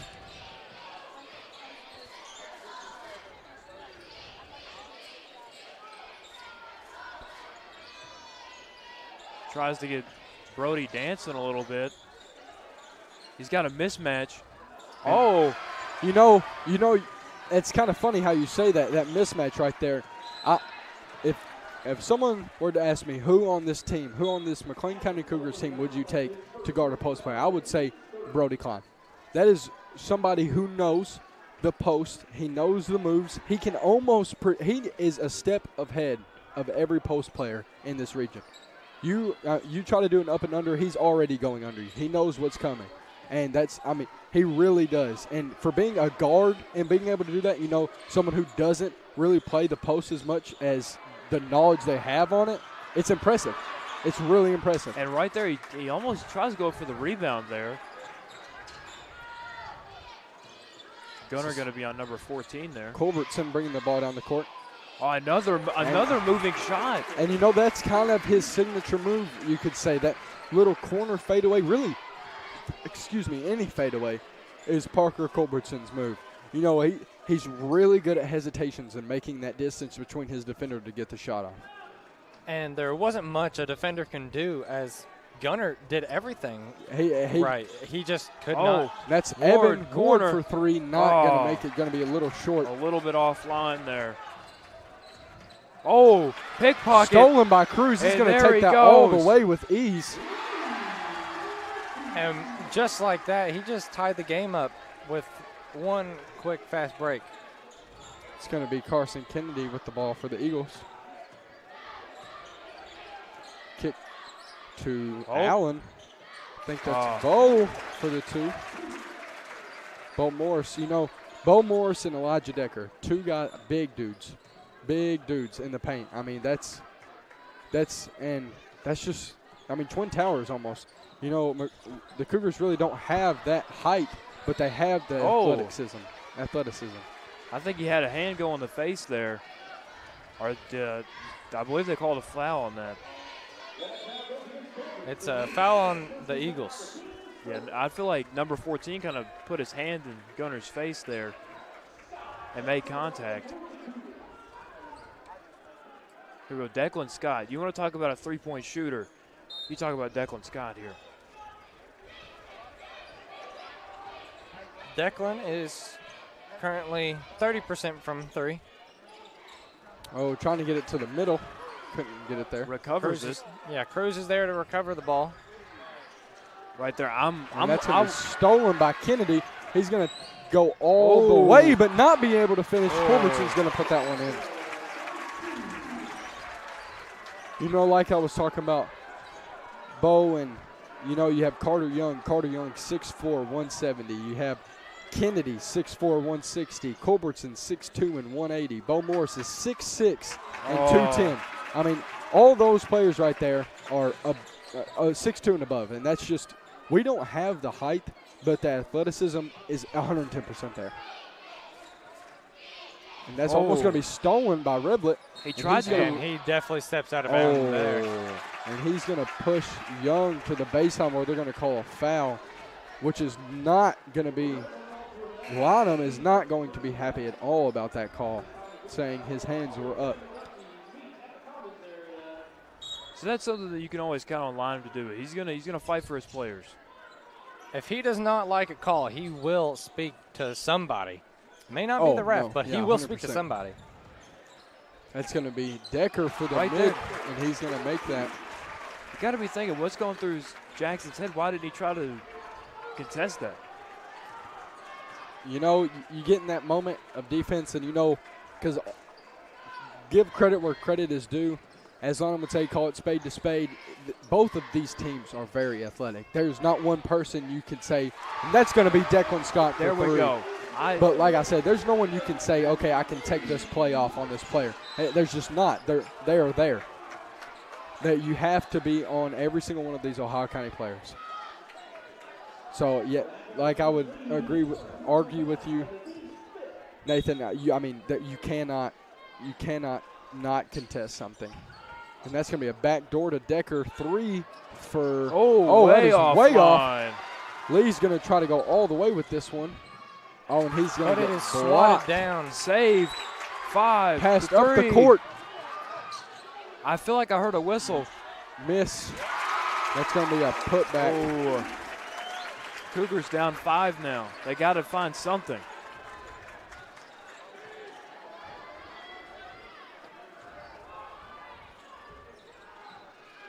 Lynham trying to set something up. Maybe you want a Declan three-pointer. You want a Cruisley layup here. A Brody mid-range. Something here. Oh, and that's going to be a charge. And Cruisley is not happy about that one. Neither is Gunnar Revlett. They are both fired up.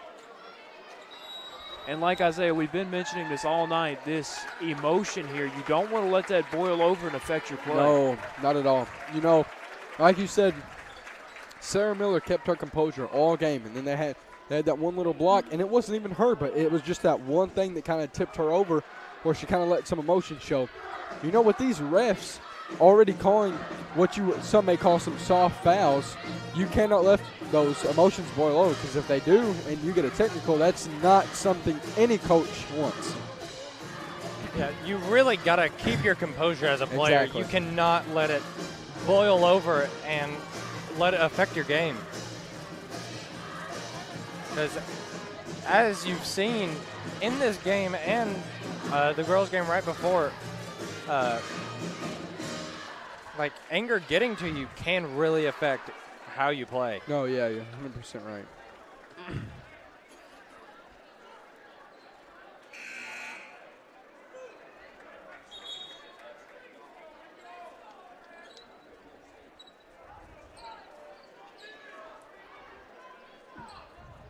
All right, and we are just about 2.5 minutes left of the first half.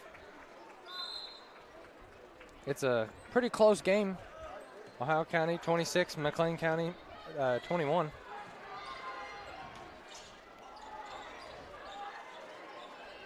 Number 3, McLean County kind of trying to find the defenders here. Almost stolen. Bobbled the ball a little bit. Some nice defense. With the hesitation and that's almost stolen by McLean County. Really good defense right there. With the nice recovery there. Yeah, It's going to be Decker to end, and he's not going to get that. That's there's Will Taylor. Will Taylor with the rebound. Showing the physicality. You know, Decker's 6'5" and 200. And there he is. Nice. Good pass. And they're going to call a walk. And this is going to be not agreed with by many of the McLean County fans. But look, we've seen Will Taylor play defense. We've seen him score. We've seen him block. We've seen him steal the ball away, get rebounds. And now we see him pass the ball. Will is just showing off how physical he can be. But no, yeah, like I was saying, 6'5", 200, Elijah Decker he cannot battle with Will Taylor. Some mass is not greater than strength. Brody on the perimeter with number 23. Decker's going to get that one to fall. Yeah, despite the excellent defense, there's nothing you can do against a good shot.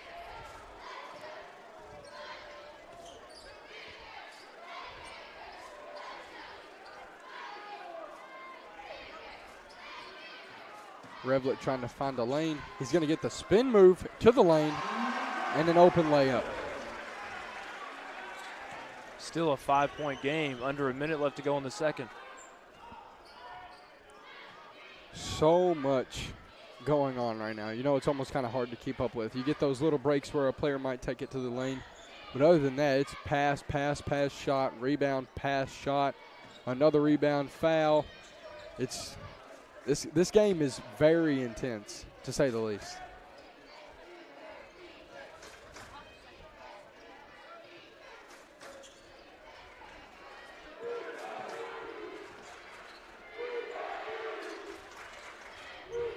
All right, just 20 seconds left on the clock. And they're going to try to waste this out before halftime.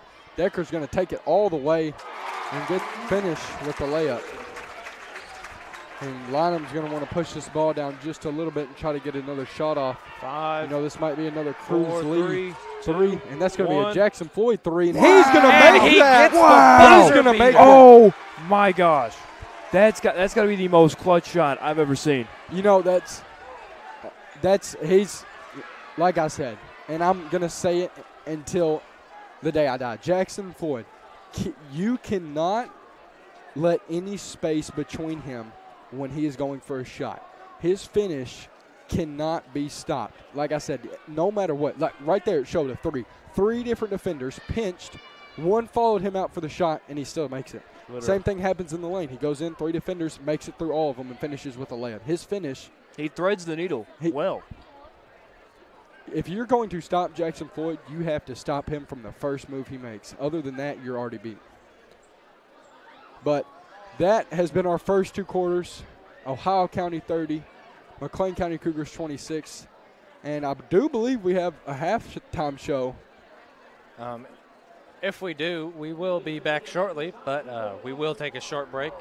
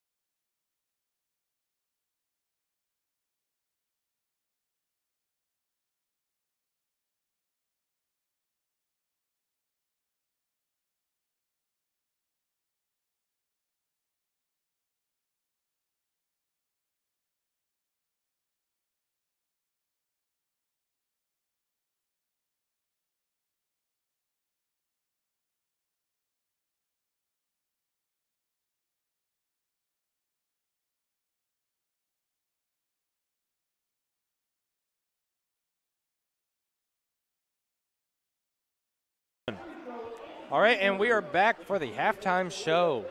Presented by Donato's Pizza. I think it is a shooting contest, and the rewards are pretty high, I do believe. I think it's a layup, a free throw, a three-pointer, and a half-court shot in 30 seconds. So this was done, I believe, against Oldham County, Yeah, wasn't it? on a Saturday. We didn't get to stream that, I don't think. We streamed a little bit of it, but we didn't stream the halftime show. Okay. Brayson Smith ended up winning that one. Here we $500. Here we have is what he won. Ethan Todd here. But yeah, I'm pretty sure it's you make a layup, you get a pizza gift card and a smoothie gift card. If you make a free throw, you get a $25 pizza gift card and no! What is going on? Smoothies Todd? for a week. Oh, and hold up, let's see if he makes this. I'm almost positive it's a $100 pizza gift card. Come on, Todd. It's a $100 pizza gift card and free smoothies for a year. Come on, Ethan. Buzzer beater. Bang. Oh. So I do believe that he won a $25 pizza gift card and a $25 smoothie gift card. To Donato's and Tropical Smoothie. Tropical Smoothie. Yeah, I couldn't think of the name. So now here goes Amber Willis. But yeah, if you make the three-pointer, it's like I think it's like a $250 pizza gift card and free smoothies for a year from Tropical Smoothie. Wow. Oh no, she's throwing. Okay. Okay, she's got that. She makes the free throw. She's good. Oh, she's trying to bank it. She's trying to bank it. She might need to just swish it. Yeah, she might need to just swish it. Okay, let's get the three. Let's get the three. Can she make it further than Todd? And it is. Half-court shot is all we need. Half-court shot is all we need. This is for a $500 college grant.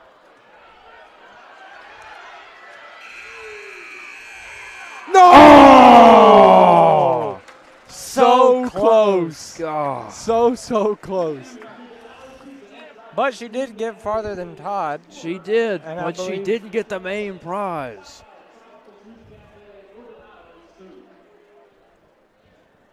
Wow. Again, shout out to Donato's and Tropical Smoothie. Oh, here she is getting her rewards. But yeah, it's a gift card and free smoothies for a year. She made the three. I'm a little jealous. Yeah, A little. a little jealous. I mean, me myself, I go to Tropical Smoothie all the time. I would love that. But I'm a little curious what Aaliyah McCaslin is holding there. That I'm pretty sure was the $500 grant to any college you wanted. And that's why they do this for seniors, because it gives you the opportunity to free $500 to any college you want. Well, anyway, ladies and gentlemen, there is still 9 minutes until the second half will start. So we'll take a little bit of a break. All right, and see you shortly for the beginning of the second half.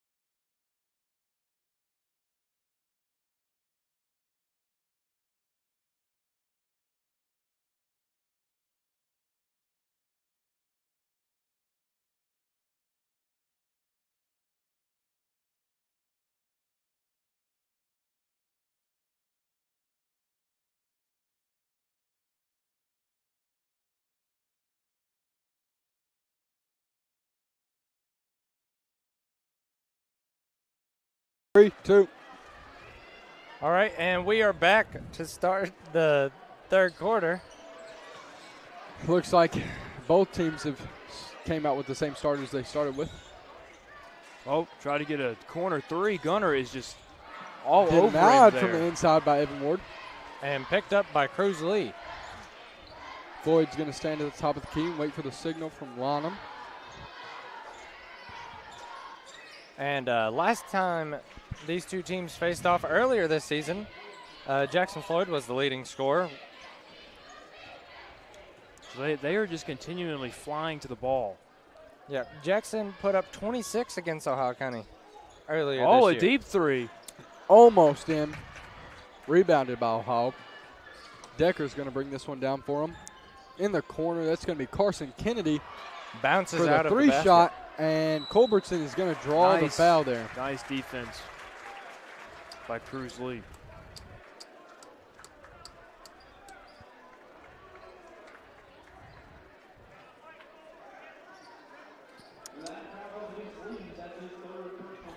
And Lee has 3 fouls already. We have to stay out of foul trouble to stay in this game. We cannot afford little mishaps to ruin this game for the Cougars. Yeah, it's a close game already.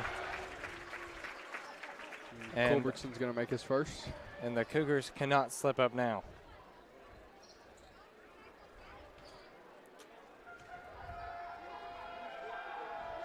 And he'll make his second. Jackson Floyd to bring the ball down.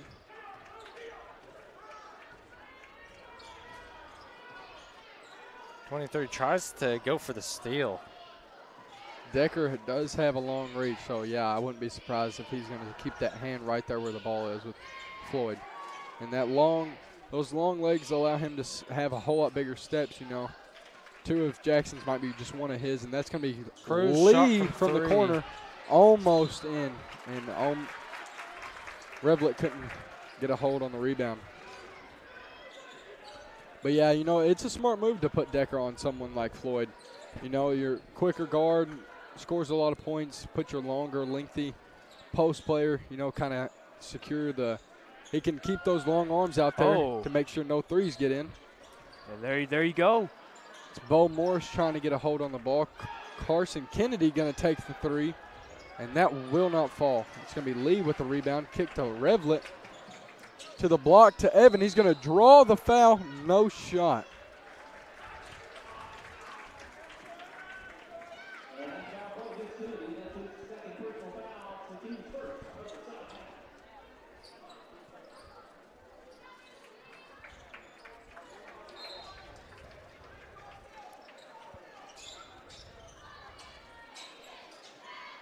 We haven't really seen much out of Evan Ward today because of foul trouble a little bit, yeah, which is, you know, you can't really control fouls. You can when, you know, you get a foul, and that's a really good move by Floyd right there to get that point. But, you know, Ward got into foul trouble, and after that he couldn't help it. You know, you got to take yourself out. There's Evan Ward with the block. He's going to deny that pass. He must have heard y'all talking. But, yeah, I mean, you get into foul trouble, it's a smart move to take yourself out. You know, wait a little bit, let the game unfold itself. But one thing, while you're on that bench, you have to study. Study every player. Study the player you know you're going to be guarding. Study the player you know that's going to be guarding you. Figure out their weak spots. And a perfect pass to Klein. You know, make a little spin move and get the bucket. But, yeah, you can definitely tell Evan had been watching on the bench. He knows he's denying passes, making good passes on offense, and just overall playing better. Kennedy is not going to take the 3 this time. Looking for an inside.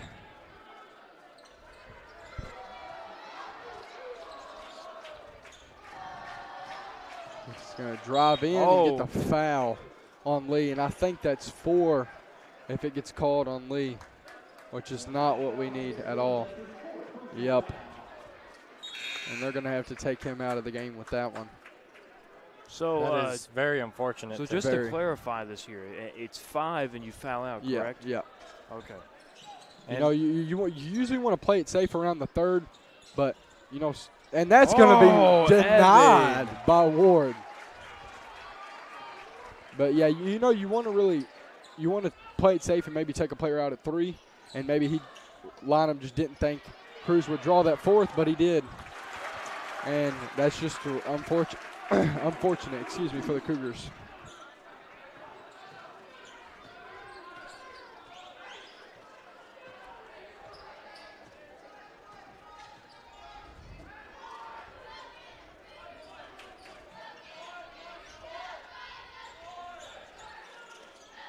The Cougars looking for something right now, but can't seem to find anything. And Scott's going to be trapped in the corner, but he's going to manage to get out of it. Klein's going to be in the corner for 3, and he won't be able to get that one to fall, and that's going to be out on Ohio County. Ohio County leads by 4 with 4 minutes and 21 seconds left to go in the third. Oh, Brody slips up a little bit. Faking the 3, went to drive inside but tripped. Floyd waiting on the call from Lynham. Seeing if they can really pull something. You know, that's one thing I would have to say. The Cougars are a very disciplined team. And that's going to be, he's going to drive in and not get that. But that is one thing I think is a Jackson weakness there is his release is always probably going to go in, but it's the amount of time it takes to get out of his hands. That's what I was saying. You have to get him off that first step or you're already beat. But, yeah, the Cougars are a very disciplined team, you know. Floyd or Cruz or whoever your guard is going to bring the court down. They're going to wait for that call from Lynham to decide on what to do, and they're going to do whatever it takes to keep waiting. That's going to be a timeout on the Cougars. But, yeah. So you're kind of a slower pace second half. Not as much energy as the first, but each team's also playing a little bit more of a conservative ball game now, you know, trying not to draw as many fouls, make as many bad passes or bad shots. Well, when you look at the scoreboard, and it's not something you want to see as a Cougar fan here. You're down by 7. What's their game plan heading into the third quarter? I mean, I really couldn't even predict it. You know, Lynham's always, he comes up with something, and it always works. And sometimes in the end, his plan just, you know, it works, and then the other team had a little bit better plan. But I think he'll come out. For Ohio County, they've definitely been planning this for a while. Yeah, Coach Lynham always has something up his sleeve just in case. And it really something that really proves just how talented he is as a coach is his record against this team, actually. He is currently 5-4. So. Yeah. Looking to make that 6-4 tonight. And it very, very well could make it. Anything can happen in the third quarter. Nice little kick to Gunner. Redlet trying to find something. Oh, tipped. He's going to get that and pull a little midi and make it. Gunner. And you know, and the boys have very well chemistry. I mean, off of anything, they always have each other's back. You know, they're always in that back of their mind. Okay, if this gets stolen, I need to be here. And just right there, you know, Declan got that ball. That pass got tipped, and Gunner was right there to recover from it, and he made the basket. The thing that helps with that chemistry is how long they've been playing together. Yeah. This team alone has. Oh, man. That's a 3 from Decker, you know. Excuse me. Ward was on that. He was right there. That was just a very good shot. Back to team chemistry. They had around the same starting 5 last year with Jackson, Cruz, Brody, Evan, but they did have Brady Dame. Yeah. Who is, of course, graduated now. But we found a good replacement with Gunnar Revlett. And Gunnar definitely knew, you know, he had to step up to varsity, you know, kind of go to that next level, and he definitely has done that. And very well. Very well. And that's an understatement. It's going to be a foul on Ohio County. I believe it's on number 14. That's Parker Culbertson.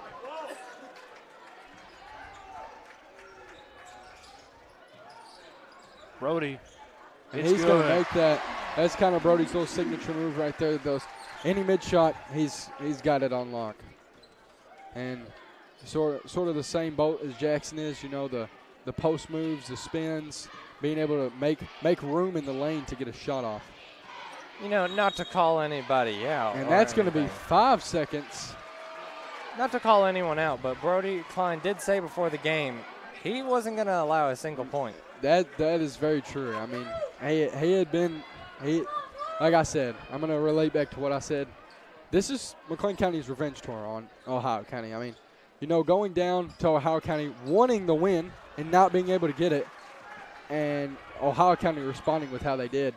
They did not like that at all, and this is definitely has some bad blood right now. Decker trying to get inside. Boyd not allowing it. And that's going to be Brody's still there to contest it. Trapped in. Trying to find something. Brody. Carter Young for 3, and he's going to make that one.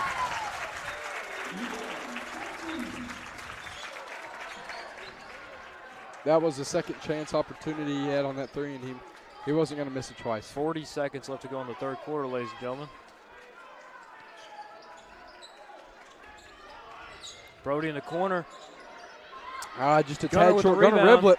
And he is not going to be able to draw the foul. And that was upsetting to a lot of McLean County fans right there, that no foul call. And that's going to be a walk on Ohio County. There we go. Currently a 9-point lead here to Ohio County. Some substitutions going around. Jackson Floyd will bring it up the court.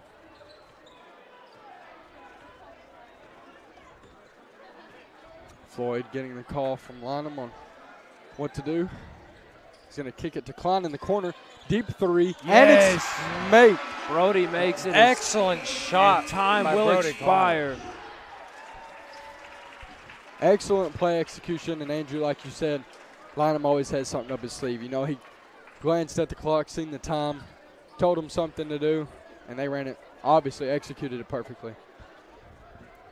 And that was that 3 that he just took right there. He took a play before on the opposite side, so he knew exactly how much power to use on that shot right there.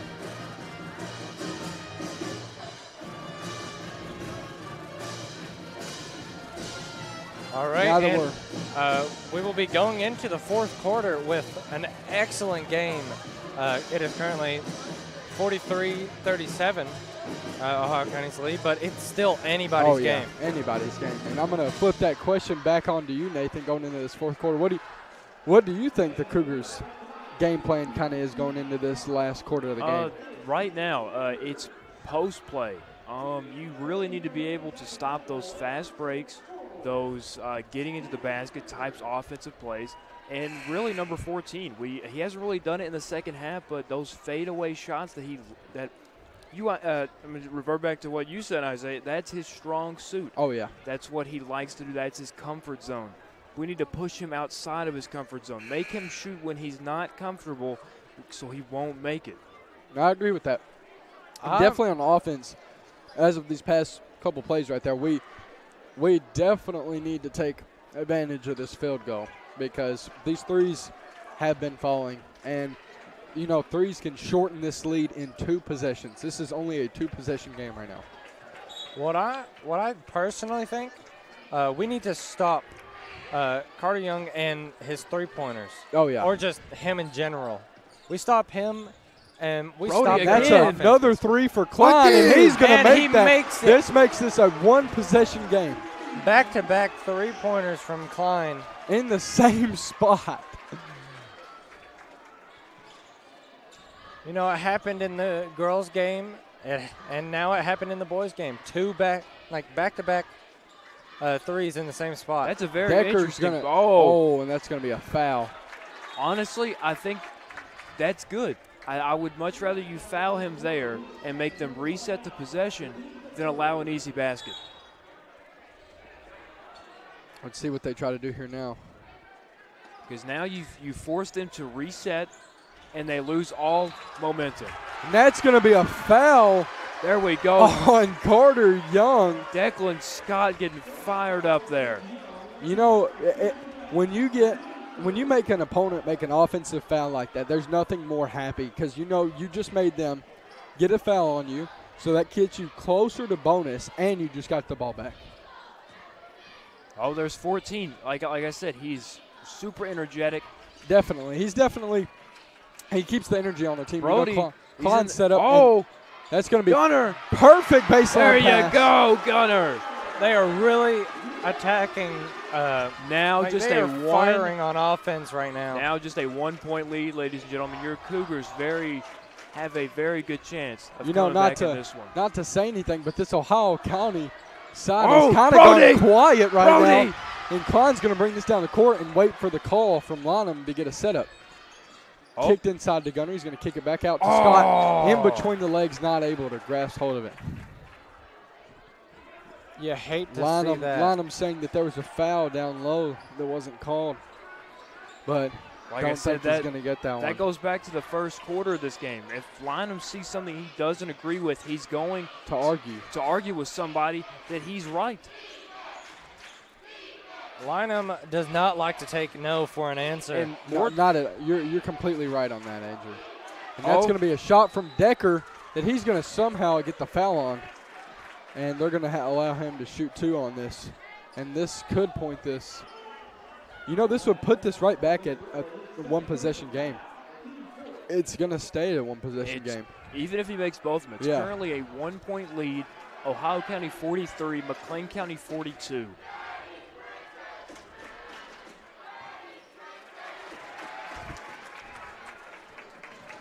The McLean County student section getting into this one. Again, like I said, the Ohio County student section, even fans have been kind of quiet over here.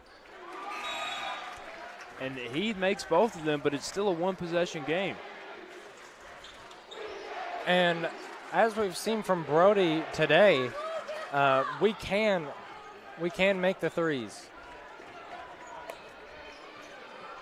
The Right Cougars there. just have to stay locked in on this game. behind Good the move back. by Floyd, and he's going to kick it out to Redwood. He's going to take a 3, and it's going to just fall short on that. You know, like Jackson has a strong suit. The 3 is not Gunner's strong suit, but when he is open, he is not going to just not take that. That's going to be Ohio County Declan ball. defense. Good Declan D in the defense. corner, and he's going to call a timeout. That There you smart go. move by Ohio County. You know, didn't want him stepping out of bounds. They're going to call Declan- the foul. Me personally, Declan is the definition that it's not the size of the dog in the fight, but the size of the fight in the dog. I agree with that 100%. I really do. Yes, he might be a little bit undersized than most of the guys on the court, but his skill set outweighs height. Oh, yeah. I could not agree with you more here, Nathan, as he is severely mismatched, but he does not care. He will still give his all, and he is really proving just how good of a player he can be despite. Like up here earlier when he caused that offensive Oh, foul. yeah. Oh, yeah. He got hyped because he knows what he can do on that court. He knows the defensive prowess he can have, and really he's a great three-point shooter. I feel like he can shoot from anywhere beyond the arc.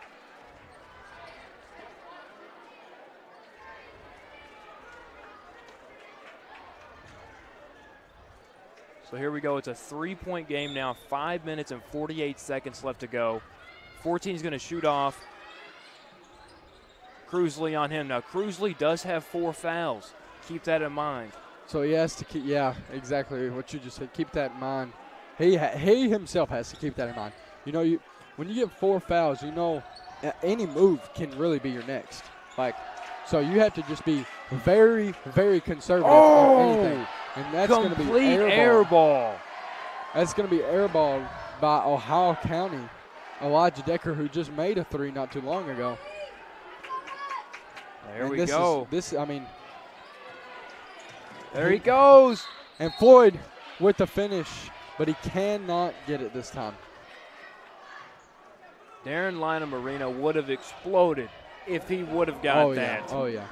Everybody would be off their And feet. they are not going to call a shooting foul on that. That's interesting. I felt like that would have been. He looked like he was going up for that right there. He did look like he was going up for that. Oh, And Cruz is going to fake the three, take the floater, not fight. They're still Brody's fighting gonna the rebound. Brody, Cruz, Jackson Floyd with Jackson. a deep three, not getting it. Brody Klein again. again with the Just rebound. banks it. Oh, back Out to to- Jackson. And they're going to reset this. See, this is Right here, what ladies is and smart gentlemen. about Lynham. It's a He's not three- like Ohio County. He's not going to let his players run his game. He's going to say, okay, take the first shot. If you don't make it, stop. Just come out. Let's reset it, and let's get a play where we can get the points off of. And Lynham is not some rookie in this basketball Not at sense. all. I mean, he's been coaching for Ward. longer than some people have been Oh. on.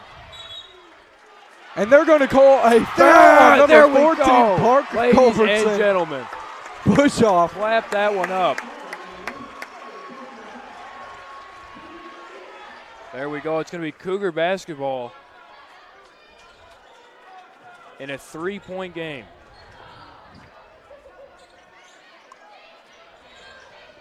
Cruz Lee up top. Resetting the play to Jackson Floyd on the left side of the key. You know, Line of communicating with his players there. yeah, what he's doing right now is he's figuring out what is Ohio County doing, and what do I need to do to beat that. And he's fine with holding it. He's fine with waiting the clock out. I mean, you know, we didn't get to stream the Grayson County game, but as I've heard, you know, he held the ball for 3 minutes and ended up beating Grayson County on a 3-point buzzer beater. And that 3-point buzzer beater coming from the man with 4 fouls right now, Cruz Lee. Jackson Floyd using that fake hesitation on the 3, and they're going to call a no-shot foul on number 25, Bo Morris. Like I said, in that first quarter, him and Evan were battling it out. Now it's him and Gunner, it looks like. Tries to get, there's Evan there. And, you know, you kind of see, like, Ohio County's playing a little bit more conservative defense. You know, Elijah Decker's not pushed out as much on Jackson Floyd. Evan. And see how he's playing back? He's not playing with that hand up because getting beat can cause a man to slide over and then you have another man open. So they're just waiting right now. They're just waiting for the time to strike. And if that means wasting this 3 minutes on the clock just to get that, they'll do it. I'm not exactly the most familiar with the game of basketball, but this has to be one of the most tiring parts about basketball. Just And having that's to going be to on be defense. stolen and taken to the lane. You got to watch right here. Carson Kennedy's going to look for the This is shot, a very but he has pivotal nothing. point of this game right here. You know, looks like Ohio County's going to try and run the same game that McLean County does. Almost lost it there. Now here's Gunner. Gunner Been a very good player for the McLean County Cougars in this game. You know, really, we can have anybody come out here and do. There, and that's going to be stolen. That's there what we the go. Cougars needed. Brody Klein. What they need to come moving down the ball around and get to a Gunner. basket. Gunner's going to go in, draw a foul. It's a smart move. He's going to draw a foul. Yeah, this is exactly what they need. Like you said, Isaiah, this is exactly what they need to really come back and win this game. Yes, and what just happened right there? He pump faked because he knew somebody was driving in the lane. But what he did not know is that they had 6 fouls, and that just put them in bonus. And it looks like Gunner Revlett is actually cramping up on the court right now. Oh, no. Gunner Revlett is cramping up on the court right now. He's fine. He is fine. It's a cramp. Has to wear it out before he shoots a free throw, but kind of a bad time to get a cramp. Horrible time to get a cramp. And he's going to make the first. Makes it a 2-point game now. But, bouncing back off of what I was saying, he just put them in bonus. So that means no matter what the foul, no matter what the play is, if there's a foul on Ohio County, they get to shoot the they're ball. going to shoot the ball. And what that can do is that can give them the lead and actually have them grab the lead and run away with it. He hit it, ladies and gentlemen. That is now going to be a 1-point ball game. We're going to have a sub. We're going to have 44. Declan Scott coming in for Cruz Lee. It's a risky move. You're putting an undersized guard in crunch time. I understand what you're saying there. Oh, no. Oh, no. And that's not what. That is an and one for the Ohio County Eagles. That's not what they needed. That Lynham is not happy about that. But again, if he makes this free throw, this could definitely put it in a 1 point or a 2. This could make it a 2-possession lead. Right now, it's only a 1 point. Again, or look, 1 possession 2.5 minutes left. We've seen a lot of scoring going on. We've seen a lot of scoring going on in 20 seconds before. There's no doubt in my mind that 2.5 minutes is not enough time for these Cougars to come back. All right, look, 4 minutes, or not 4 minutes, 4 points separating these teams. Oh, Jackson loses the ball. And he's going to bait Elijah Decker on that. 23 just went on a sliding trip. He went to Denver, Colorado. He's skiing. But Floyd, yeah, he's, playing that smart. He wanted Elijah Decker to really bite on that before he pulled it. Yeah, excellent move by Jackson. Out to Brody here. Just very smart. Very, very smart. Gotta hope the Cougars can come up something here. Oh, Cruzley in the from corner the same for three. spot. And it's from a bang. the same spot. It's a bang. What hits it? Shot. He Put hits another it. 1 point Brody lead. pressing. And he's going all the way down the lane. What was Charge! No, that is going to be called a block. That is going to be called a block. And McLean County is going crazy right now. Lynham is about to get thrown out of the game for the simple fact of, like Nathan said, he is going to defend a player when he knows what is right. And he is not happy at all with that call. Yeah, in Lynham's mind, that was a charge, and he's not taking no for an answer. And he's going to miss the first free Ball throw. doesn't lie. That should have been a charge.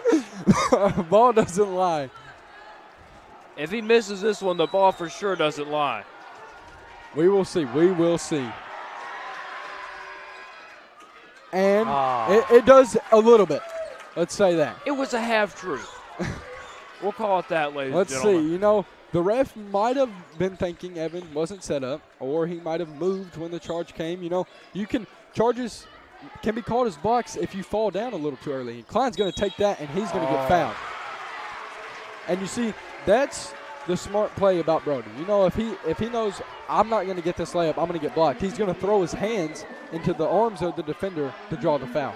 See, I don't mean to put pressure on Brody here, but these are the most crucial points of this game. I'm going to go ahead and point this out. And, Andrew, I don't know if you have this stat sheet, but Brody Klein is the #1 free throw shooter on the team. He has the best free throw percentage on the team. And here they go. Guess who they just put in, guys? Will Cinderblock Taylor. Yeah, as the starters. Yeah. Of the starters, Brody Klein has the highest free throw percentage. For bonuses, and there he goes. He hits it. He hits it. He wants that. And they need to play defense right now. I would not be surprised if this Ohio County team is just going to come down and waste all of this time. And it looks like, when they start holding that, that's when they are. You want to get them dribbling. That's what you want. As soon as they pick up that dribble, the trap is coming. And Taylor can't get too far out there because Carter is a good defender. A foul here. Will he get the shot? And yes, he will, because that is 6 fouls. It's going to put them at 7, I believe. Man. Because they have the bonus light on. It should be 7. But see, he only gets one shot, right? Yes, 1 and 1. So then we get the ball back. Which, not a bad play, but also it's kind of working in our favor. It's risky, but sometimes you got to risk call it. A timeout right there. Lynham got to talk it over. 1:19 left to go in the game, all 49.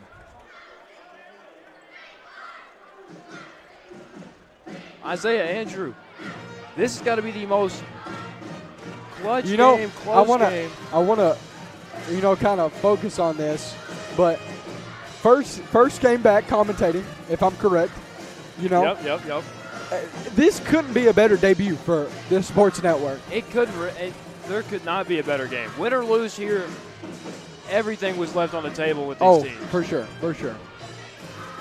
No doubt about it. I would like to come out with a Cougar win, but I was proud to see the Cougars play the way they did tonight. Oh, for sure.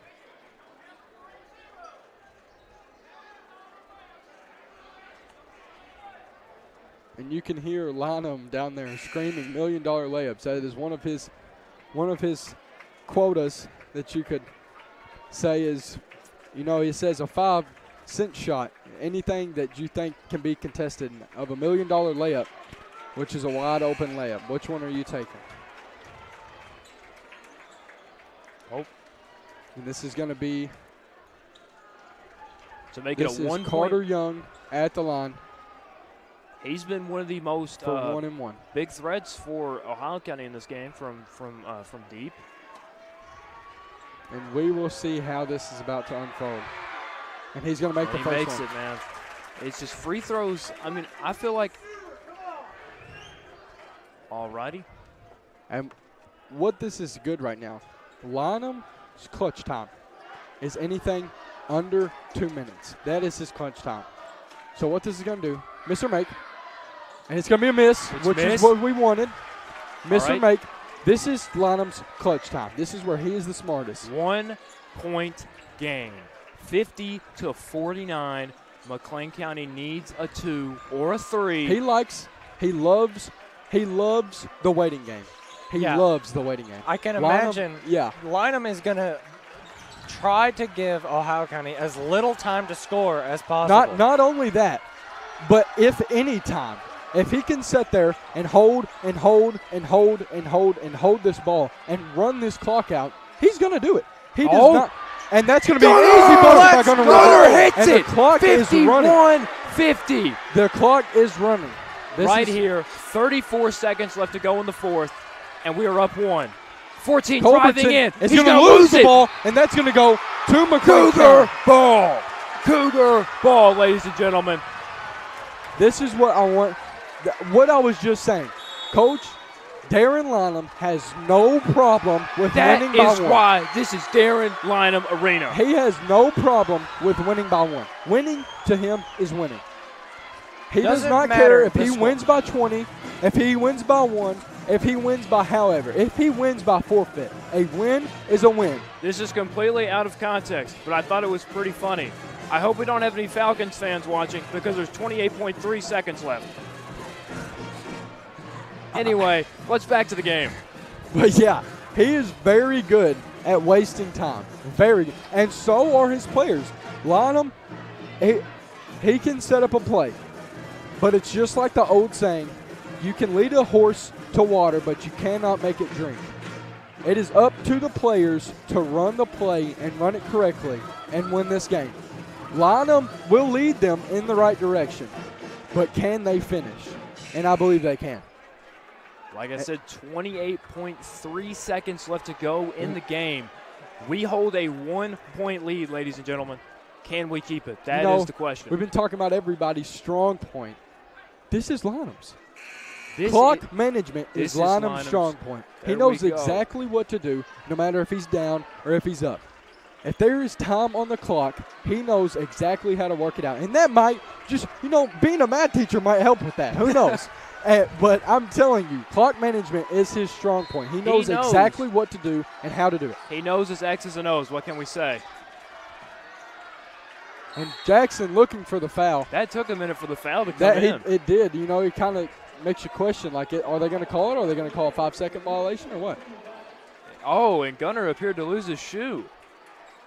And it looks like someone on Ohio County may have thrown Gunner's shoe, maybe. Or maybe he just lost it. I do not know. We will have to see that on film. So here we go. We have a chance to make it a 3-point lead here. Yes, 100%. With that easy basket. You talked about Brody being a pretty good field goal percentage shooter. What is Jackson like? I would put him right there. I would put him right there behind Brody. Right there behind Brody. Jackson is a very clutch player. Jackson has a lot, and I mean a lot of experience in the game of basketball. Oh my, he gets the but Gunner fights for it. And they're going to push this ball down the court and look for a 3. No, they're looking inside. And they get it to fall with 15 seconds left. No. It's going to be a timeout. Way. It's going to be a timeout for Ohio. No way, ladies and gentlemen. 15 seconds. 14 seconds. My fault. 14 seconds. 14 seconds. Okay. This Ohio County I know. place is going insane right now. We got people blocking the camera, everything. I just want to say, okay, what were we just talking about right before that play happened? Coach Lonham's strong point, clock management. I'm not even really worried about this game because I know Coach Lonham, he just knows the game of basketball, and he knows how to play it very, very well. He's going to set up something it's going to work, but can the players fill the shoes? That is my only question. That right there. And I'm in shock on that last play. I don't really know what went wrong, when it went wrong. Maybe some pressure happened with Floyd, Again, second leading scorer, second leading in percentage for field goals. And I do believe, correct me if I'm wrong, Andrew, with the stat sheet, but, I mean, he's right there. And it might have just been, this is a big, big game. If the Cougars can secure this win and secure the win against Muhlenberg, that's almost a set spot in regionals. And this is what they need right now. So right here, Cruz Lee, 3-point shooter. Brody, 3-point shooter. Jackson Lee, okay. Jackson Floyd, I want to. Yes, 3-point shooter.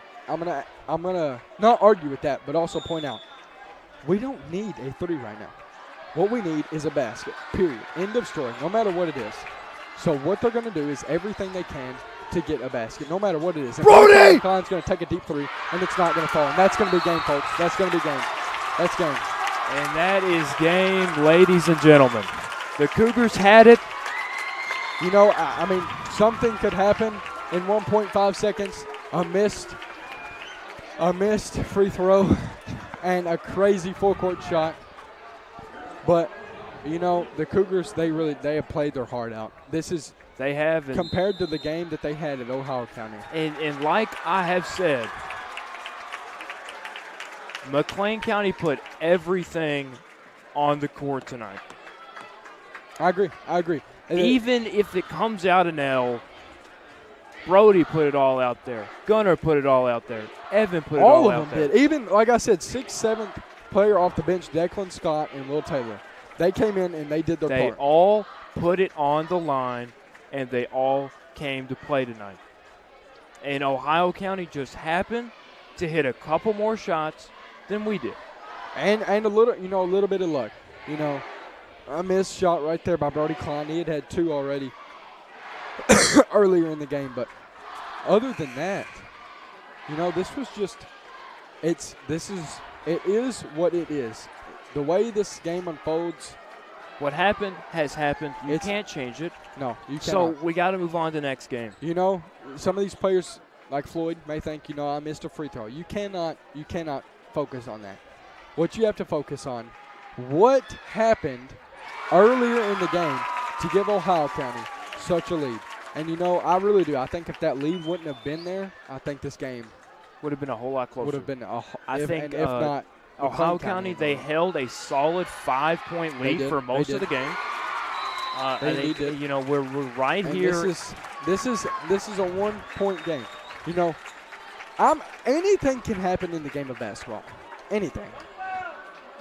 But, I mean. We need a 3 right now. A full-court shot, because that's what you're going to need for 1.5 seconds, because for a fact that Ohio County's going to press, and almost as soon as you get the ball, they're going to foul. For the simple fact of they know if they foul, it's game, because you only get 2 free throws. You only get 2, so that's going to put you down by 1, no matter if you make both of them. And then it's going to give Ohio County the ball. Exactly. So it doesn't matter if they do some crazy stuff where Gunnar catches it and he goes for a full court shot. As soon as he catches it, someone is probably even, like if they have to, dive and make a tackle just to get the technical or the foul. Like they're going to do it. All this says to me, like all of this just really gives me a little bit of comfort on how well we can play. Oh, yeah. Like, looking forward to districts and regionals.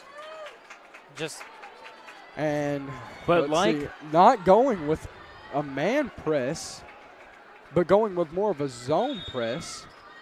And let's see here what is going on there. I think they're going to try to get the ball to Brody's Floyd, a quarterback. They are. And nope, and that's going to be a miss, and that's going to be game.